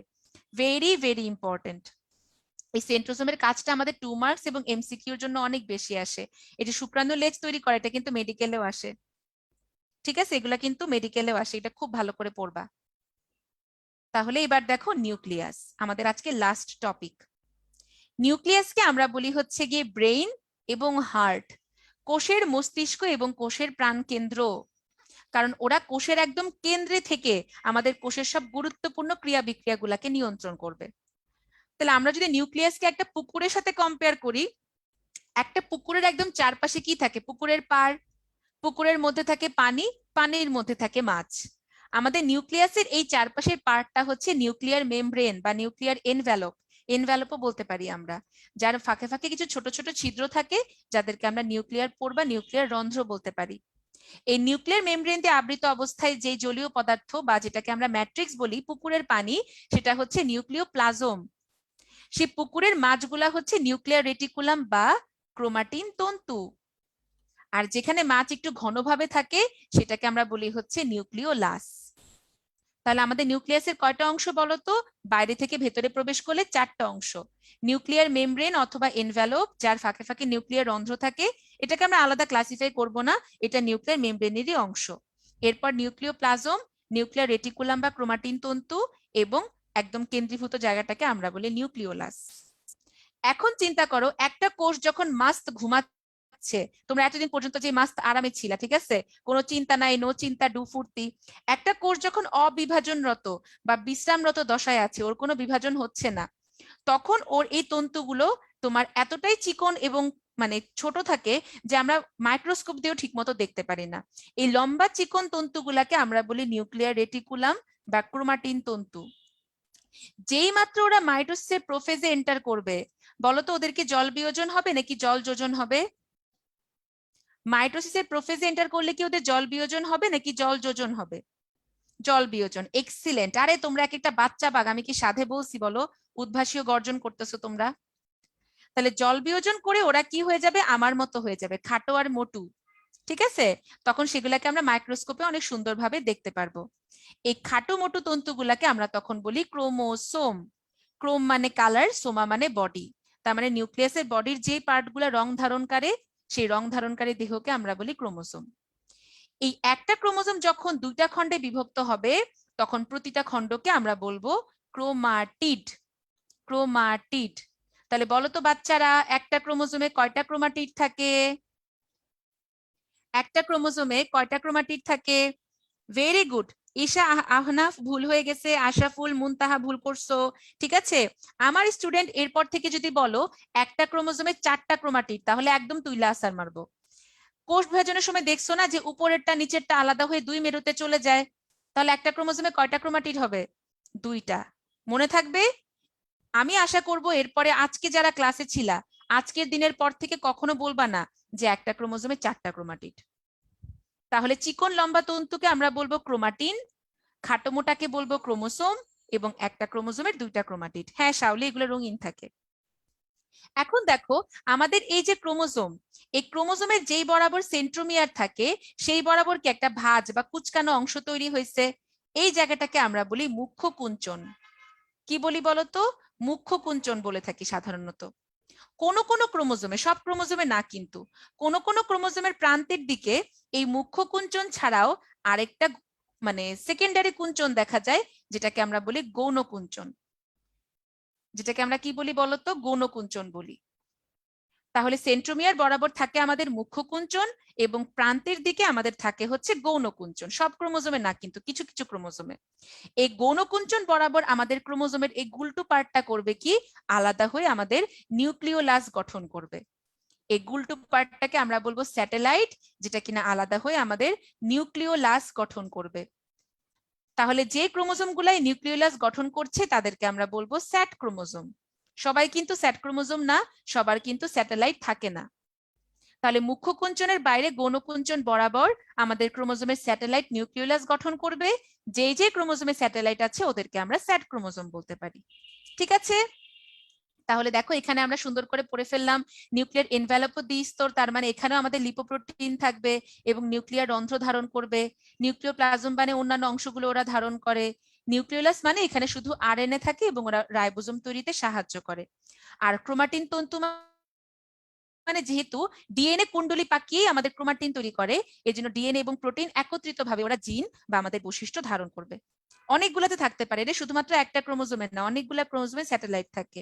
আচ্ছা, যেই বরাবর সেন্ট্রোমিয়ার থাকবে ওই বরাবর মুখ্য কুঞ্চন, ওই বরাবর বেশি কুচকায় থাকে, বুঝছো? না রে জুহা, একটু আগে বুঝাইলাম না, সেন্ট্রোজোম একটা কোষীয় অঙ্গাণু আর সেন্ট্রোমিয়ার হচ্ছে ক্রোমোজোমের একটা পার্ট। সংশ্লেষণ মানে তৈরি করা, সিনথেসিস, সংশ্লেষণ, এগুলা মানে তৈরি। আচ্ছা, আমরা মাইটোসিসে পড়েছিলাম না যে নিউক্লিয়াসের বিভাজনকে কি বলে? ক্যারিওকাইনেসিস বলে। মনে আছে তোমাদের? আমরা মাইটোসিস কোষ বিভাজনে পড়েছিলাম যে নিউক্লিয়াসের বিভাজনকে বলে ক্যারিওকাইনেসিস আর সাইটোপ্লাজমের বিভাজনকে বলে সাইটোকাইনেসিস। মনে আছে তো? যদি কখনো এরকম হয় যে মাল্টিপল টাইমস ক্যারিওকাইনেসিস হইতেই আছে বাট সাইটোকাইনেসিস শুধুমাত্র একবার হয়েছে, তখন আমার একটা কোষের মধ্যে কি আমি অনেকগুলা নিউক্লিয়াস পাবো। এই একাধিক নিউক্লিয়াস বিশিষ্ট কোষগুলো যদি আমার উদ্ভিদ কোষে থাকে, প্ল্যান্ট সেলে থাকে, তখন তাদেরকে আমরা বলি সিনোসাইট মানে যাদের অনেকগুলা নিউক্লিয়াস একটা সাইটোপ্লাজমে। আর যদি কোনো প্রাণী কোষ বা অ্যানিমেল সেলে থাকে তখন তাদেরকে আমরা বলি প্লাজমোডিয়াম। আমি আবারও রিপিট করি, যদি বারবার নিউক্লিয়াসের বিভাজন হয় কিন্তু সাইটোপ্লাজমের বিভাজন একবারই হয়, তখন আমরা একটা সাইটোপ্লাজমে অসংখ্য নিউক্লিয়াস পাই। এরকম একাধিক নিউক্লিয়াস বিশিষ্ট কোষগুলাকে আমরা উদ্ভিদ কোষে বলি সিনোসাইট, প্রাণী কোষে বলি প্লাজমোডিয়াম। এই যে দেখো ভাউচেরিয়া, বট্রিডিয়াম, এই সকল শৈবাল, পেনিসিলিয়াম, ছত্রাক, এগুলো সবই সিনোসাইট, ঠিক আছে, মাল্টিপল নিউক্লিয়াস থাকে। এক্সিলেন্ট শাফকাত প্লাজমোডিয়াম, ঠিক আছে, আমরা ম্যালেরিয়ার পরজীবী পড়বো প্লাজমোডিয়াম, ওদের মধ্যে আমরা এই প্লাজমোডিয়াম সাইজন পাবো, অনেকগুলা নিউক্লিয়াস থাকে। তাহলে নিউক্লিয়াস মেইনলি থাকে তোমার 10 থেকে 15% জায়গা জুড়ে, তবে শুক্রাণুর মাথা 90% নিউক্লিয়াস, এটা ভেরি ভেরি ইম্পর্টেন্ট। দেখো নিউক্লিয়াস বিহীন কোষ, পরিণত আরবিসি, অনুচক্রিকা, সিভ কোষ এবং চোখের লেন্স। সিভ কোষ হচ্ছে আমরা জাইলেম ফ্লোয়েম পড়েছিলাম না, উদ্ভিদের পরিবহন টিস্যু, সেই ফ্লোয়েমের একটা কোষ হচ্ছে সিভ কোষ, ঠিক আছে। পরিণত তার মানে অপরিণত আরবিসিতে কিন্তু নিউক্লিয়াস থাকে, এটা খুব ভালো করে খেয়াল করবা। অপশনে কি পরিণত দিছে নাকি অপরিণত দিছে? অপরিণত আরবিসিতে কিন্তু নিউক্লিয়াস থাকে, যেটা পরে নিউক্লিয়াস লাথি মেরে বের করে দেয়, ঠিক আছে। অপরিণততে কিন্তু আমার নিউক্লিয়াস থাকবে, পরিণততে থাকে না। এই স্লাইডটা ভেরি ভেরি ইম্পর্টেন্ট, এখানে 5টা স্টার দাও।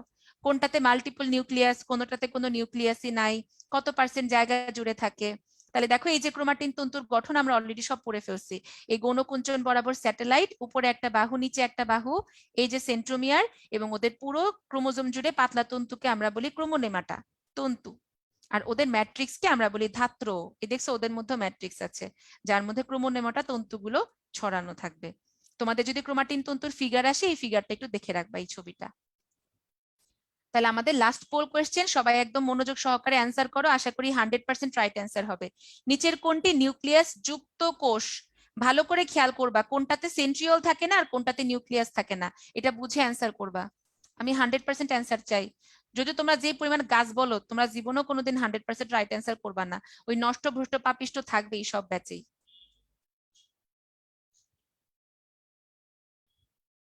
আগের স্লাইডটা, আচ্ছা এই নাও।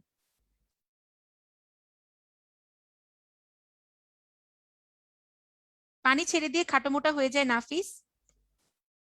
আচ্ছা তাহলে পোল ক্লোজ করে দিলাম। এটার অ্যান্সার কি হবে? নিউরন। এই যে দেখো আমার 68% বাচ্চা ক্লাস করছে, বাকিরা সব নষ্ট ভ্রষ্ট পাপিষ্ট। নিউরনে তো সেন্ট্রিওল থাকে না, কিন্তু ওর নিউক্লিয়াস থাকবে, ঠিক আছে, বাকিগুলোর কোনোটাতে আমার নিউক্লিয়াস থাকে না। তাহলে আমরা আজকে যা যা পড়লাম, এখান থেকে আমাদের সিকিউর জন্য কোন টপিকগুলো ইম্পর্টেন্ট, আমাদের দেহকোষ এবং জনন কোষের পার্থক্য 2 নম্বরের জন্য আসবে। আদিকোষ প্রকৃত কোষের পার্থক্য very very important, MCQ CQ দুইটার জন্যই। কোষ প্রাচীরের ফিগার সহ, ডান দিকের যে ফিগারটা দেখিয়েছিলাম প্র্যাকটিস করবে। মাইটোকন্ড্রিয়া ফিগার সহ একটা ছবি, প্লাস্টিড ফিগার সহ একটা ছবি। প্লাস্টিডের প্রকারভেদটা এমসিকিউর জন্য খুব ভালো করে পড়বা। এরপর তোমরা গোলজি বডি এন্ডোপ্লাজমিক জালিকার পার্থক্য পড়বা, অথবা গোলজি বডি লাইসোজোমের পার্থক্য পড়বা। কাজের মধ্যে লাইসোজোমের কাজ কেন আত্মঘাতী থলিকা বলা হয়, এটা খুবই খুবই ইম্পর্টেন্ট সিকিউর জন্য, ঠিক আছে। আর এমসিকিউর জন্য প্রোটিন ফ্যাক্টরি যে রাইবোজোম, প্যাকেজিং সেন্টার গোলজি বস্তু, পরিবহন তন্ত্র এন্ডোপ্লাজমিক জালিকা, suicidal squad lysosome, cilia flagella তৈরি করে সেন্ট্রোজোম, এই জিনিসগুলো খুব ভালো করে তোমরা পড়বা, এগুলা ভেরি ভেরি ইম্পর্টেন্ট। আর এই পাশ থেকে নিউক্লিয়াসের গঠনটা তোমরা দেখতে পারো সিকিউর জন্য, বাট এটা মাইটোকন্ড্রিয়া প্লাস্টিডের মতো এতটাও ইম্পর্টেন্ট না, ঠিক আছে। তাহলে দেখো আমরা আজকে আমাদের ক্লাস এই পর্যন্ত ছিল, তোমাদের বেশি প্যারা দেই নেই আজকে, তো জাস্ট তোমাদের সাথে আমার নতুন পরিচয় হলো। অনেকে হয়তো আজকে আমার ক্লাস ফার্স্ট করছো, তো এই জন্য আমরা জাস্ট একটু গল্প করলাম, গল্পে গল্পে পড়লাম। তোমরা মাশাআল্লাহ অনেক ভালো পারো, আমি তোমাদের ক্লাস নিয়ে অনেক মজা পেয়েছি, ঠিক আছে। তো ইনশাআল্লাহ তোমরা যদি মডেল টেস্টে ভর্তি হও তাহলে তোমাদের সাথে দেখা হবে যদি আমি ক্লাস নেই তোমাদের, ঠিক আছে। একটা কথা সবসময় বলবো কি জানো, এখন আসলে করোনার টাইম, ঠিক আছে, আমরা সবাই অনেক বেশি ডিপ্রেসড, স্কুল কবে খুলবে বা কবে পরীক্ষা হবে বা আদৌ খুলে গিয়েছে, কতদিন পর্যন্ত তোমার ক্লাস চলবে, এগুলো নিয়ে আমরা অনেক বেশি ডিপ্রেসড। কিন্তু কথা কি জানো, যেহেতু স্কুলগুলো খুলে ফেলছে, আজ হোক কাল হোক আমাদের কিন্তু এসএসসি পরীক্ষা হবেই। আমাদের পার্টিসিপেট করতেই হবে। এবং এসএসসি পরীক্ষার যে বেসিক নলেজ, এই নলেজটা দিয়ে কিন্তু আলটিমেটলি তোমাদেরকে এইচএসসি পরীক্ষায় পার্টিসিপেট করতে হবে। এই যে দেখো কোষ চ্যাপ্টারটা, কোষ বিভাজন, জীবনী শক্তি, ডিএনএ আরএনএ, পরিপাক, এরপরে রক্ত, এই জিনিসগুলো সেম তোমরা ইন্টারে গিয়ে পাবা। মানে কোষ বিভাজনের কোনো চেঞ্জ নাই। এই যে আমরা কোষ পড়লাম, এই টপিক গুলোর কোনো চেঞ্জ নাই, ঠিক আছে? তার মানে আমরা যদি এই চ্যাপ্টার গুলো এখানে বাদ দিয়ে দিই, তোমরা অনেকে জীবনী শক্তি বাদ দিয়ে দাও যে আপু এত কঠিন আমি পড়তে পারি না। তো জীবনী শক্তি বাদ দিয়ে দিলে হবে কি, ইন্টারে তুমি যখন বোটানি বইটা খুলবা তখন জীবনী শক্তি বলবে হাই আই হ্যাভ কাম। তার মানে তুমি যেটা বাদ দিয়ে দিছো ওইটা আবার নতুন করে তোমার সামনে আসবে, ঠিক আছে? এই জন্য তোমরা হচ্ছে গিয়ে চ্যাপ্টার বাদ দেওয়ার আমি একেবারেই বিপক্ষে। তোমরা কোনো চ্যাপ্টার বাদ দিবা না, কঠিন লাগলে দুই একটা প্রশ্ন বাদ দিতে পারো, বাট পুরা চ্যাপ্টার ধরে কখনোই বাদ দিবা না। যেভাবে পড়তো সেটা রুটিন করে ফেলো। ধরো সকালে 2 ঘন্টা স্কুলের জন্য, স্কুল থেকে এসে একটু তোমার রেস্ট নিয়ে গোসল করে নামাজ পড়ে লাঞ্চ করে 2 ঘন্টা ঘুমাবা, উঠে ধরো উদ্ভাসের ক্লাস করলা, এরপরে রাতে 10টা বা 11টা পর্যন্ত তুমি তোমার পেন্ডিং পড়াগুলা পড়বা, ঠিক আছে? এরপরে তোমার পরীক্ষার পড়াগুলা পড়বা। যারা রাত জাগতে পারো না তারা হচ্ছে 1টার মধ্যে ঘুমায় পড়ে সকালে ফজরের টাইমে উঠে পড়বা। আর যারা সকালে উঠতে পারো না তারা ধরো রাতের বেলা 2টা বা 3টা পর্যন্ত জেগে পরের দিন ধরো ফজর পরে ঘুমাই গেলা, এরপরে সকালে একটু দেরি করে উঠলা। এখন যেহেতু স্কুল আছে এজন্য তোমার হচ্ছে রাত না জাগাই ভালো, ঠিক আছে? স্কুলে যেহেতু তোমরা উঠো তাহলে ফজরের টাইমে উঠে পড়বা, পড়ে টরে স্কুলে যাবা, রাতে তাড়াতাড়ি ঘুমায় যাবা। কারণ আমি নিজে যদিও হচ্ছে গিয়ে তোমার রাত জাগি, মানে খুবই খারাপ অভ্যাস। দেখো না আপুর তালু খালি হয়ে গেছে, আপুর টাক্কু হয়ে গেছে, ঠিক আছে? রাত জাগতে জাগতে, রাত জাগলে চোখের নিচে যে ডার্ক সার্কেল পড়ে যায়, তুমি পান্ডা হয়ে যাবা, মাথার চুল পড়ে যাবে, মাথার বুদ্ধি কমে যাবে। এই জন্য রাত না জাগাই ভালো। সকাল সকালে উঠে একদম মানে কড়া 1 মগ কফি বানাবা, ঠিক আছে? চিনি ছাড়া ব্ল্যাক কফি, একদম সেই কাজ করে, ঘুম আসবে না। আমি তো চিনি সহ একদম ধুমায়া চিনি সহ কফি খায় ঘুম দেই। চিনি ছাড়া ব্ল্যাক কফি খাবা, দেখবা ঘুমটুম লাগবে না, ছাদে একটু হেঁটে আসবা, হেঁটে দেখবা পড়তে অনেক ভালো লাগে, ঠিক আছে? রাত জাগবা না, কারণ হচ্ছে রাত জাগাটা খুবই খারাপ। তোমাদেরকে বলি আমি স্টুডেন্ট লাইফে রাত জাগতাম না, বাট এখন আসলে মেডিকেলের পড়া দেখা যায়, কলেজ থেকে এসে তোমাদের ক্লাস নিয়ে যে এখন আপু পড়তে বসবো, সো আমার রাত জাগা লাগে, ঠিক আছে? আর যারা যারা মেডিকেলে পড়তে চাও, মেডিকেলের লাইফটা খুবই ইন্টারেস্টিং, আপু খুবই এনজয় করি, কারণ আমি নিজের ইচ্ছায় আসছিলাম। আমাকে আমার দাদা নানা বা বাপ মা কেউ কখনো ঠেলে নাই। আমি যেরকম মেডিকেলে ক্লাস করি, ফ্রেন্ডদের সাথে চিল করি, তোমাদেরও ক্লাস নিচ্ছি, নিজের পড়াশোনা করি, আমার রেজাল্ট অতটা খারাপ না, ঠিক আছে? এই জন্য যারা, হ্যাঁ রে আমি ফাইনাল ইয়ারে ইনশাল্লাহ, আর ধরো 6-7 মাস পর ইনশাল্লাহ ডাক্তার হয়ে যাবো, যদি একেবারে পাশ করি আর কি। দোয়া করবা আপুর জন্য। তো যেটা বলতেছিলাম যে মেডিকেলে সারা জীবন পড়তে হয়, অনেক পড়াশোনা, ঠিক আছে, সবই ঠিক আছে, কিন্তু মেডিকেলে আসলে মানে মজাটা অন্যরকম। তুমি অনেক রকম এক্সপিরিয়েন্স পাবা, অনেক রকম রেসপেক্ট পাবা। এটা আসলে অন্য প্রফেশনে আমার কাছে মনে হয় না যে এত ডিরেক্টলি মানুষের সাথে ইনভলভ হওয়া যায়। তবে নিজের ইচ্ছা থেকে, যদি বায়োলজি ভালো লাগে নিজের ইচ্ছা থেকে আসবা, ফিজিক্স বা কেমিস্ট্রি ভালো লাগলে ইঞ্জিনিয়ারিং বা ভার্সিটিতে প্লেন সাবজেক্টে পড়বা, তবে নিজের ইচ্ছাতে, কখনোই বাবা মার ইচ্ছাতে পড়বা না, জীবনটা পুরো বিষাদময় হয়ে যাবে। এই যে ডিপ্রেশনের কারণে যে পোলাপাইন সুইসাইড করে, হুদাহুদি তো করে না, অতিষ্ঠ হয়েই করে। ওকে, তাহলে সবাই পড়াশোনা করো, টানা পড়তে পড়তে বোর লাগলে 30 মিনিট পড়ে 5 মিনিটের ব্রেক নিবা, আবার 30 মিনিট পড়বা, এরকম ব্রেক নিয়ে নিয়ে পড়বা। টানা একটা সাবজেক্ট পড়তে ভালো না লাগলে বায়োলজি একটু পড়ে, দেন কেমিস্ট্রি, দেন আবার বায়োলজি, এরকম করে পড়বা। পড়তে থাকো, তোমাদের 9-10 এর বইটা একদম পাতলা চিকন, রেগুলার পড়লেই পড়া ইনশাল্লাহ কভার হয়ে যাবে, ঠিক আছে? সো সবাই ভালো থাকো, সুস্থ থাকো, ইনশাল্লাহ যদি আল্লাহ রাখেন তোমাদের সাথে আবার দেখা হবে। আল্লাহ হাফেজ। ওকে আপু, আপনাকে অসংখ্য ধন্যবাদ আমাদের সাথে এতক্ষণ ধরে সময় দেওয়ার জন্য। রিফাত ভাইয়া আপনাকে অসংখ্য ধন্যবাদ। স্টুডেন্ট ভাইরা, তোমাদেরকে একটা পুল দেওয়া হয়েছে, সবাই পুলে একটু পার্টিসিপেট করো। আর তোমরা যারা হচ্ছে আমাদের ফেসবুক লাইভে আছে তোমাদেরকে ধন্যবাদ। তোমাদের উদ্দেশ্যে আবারও বলতেছি, আগামী 22 তারিখে ফিজিক্স ক্লাস হবে সেম টাইমে 6:30। সবাই অবশ্যই ক্লাসে অ্যাটেন্ড করবে। আর তোমাদের কাছে হচ্ছে আমাদের প্রত্যেকটা ক্লাসের আগে মেসেজ যাবে, যেহেতু আমাদের ফ্রি ক্লাস হবে 4টা টোটাল। প্রত্যেকটা ক্লাসের আগে তোমাদের কাছে লিঙ্ক চলে যাবে। তোমাদের পরিচিত কোনো বন্ধু বান্ধব থাকলে তোমরা হচ্ছে লিঙ্ক শেয়ার করতে পারো, ক্লাসে জয়েন দিতে পারো।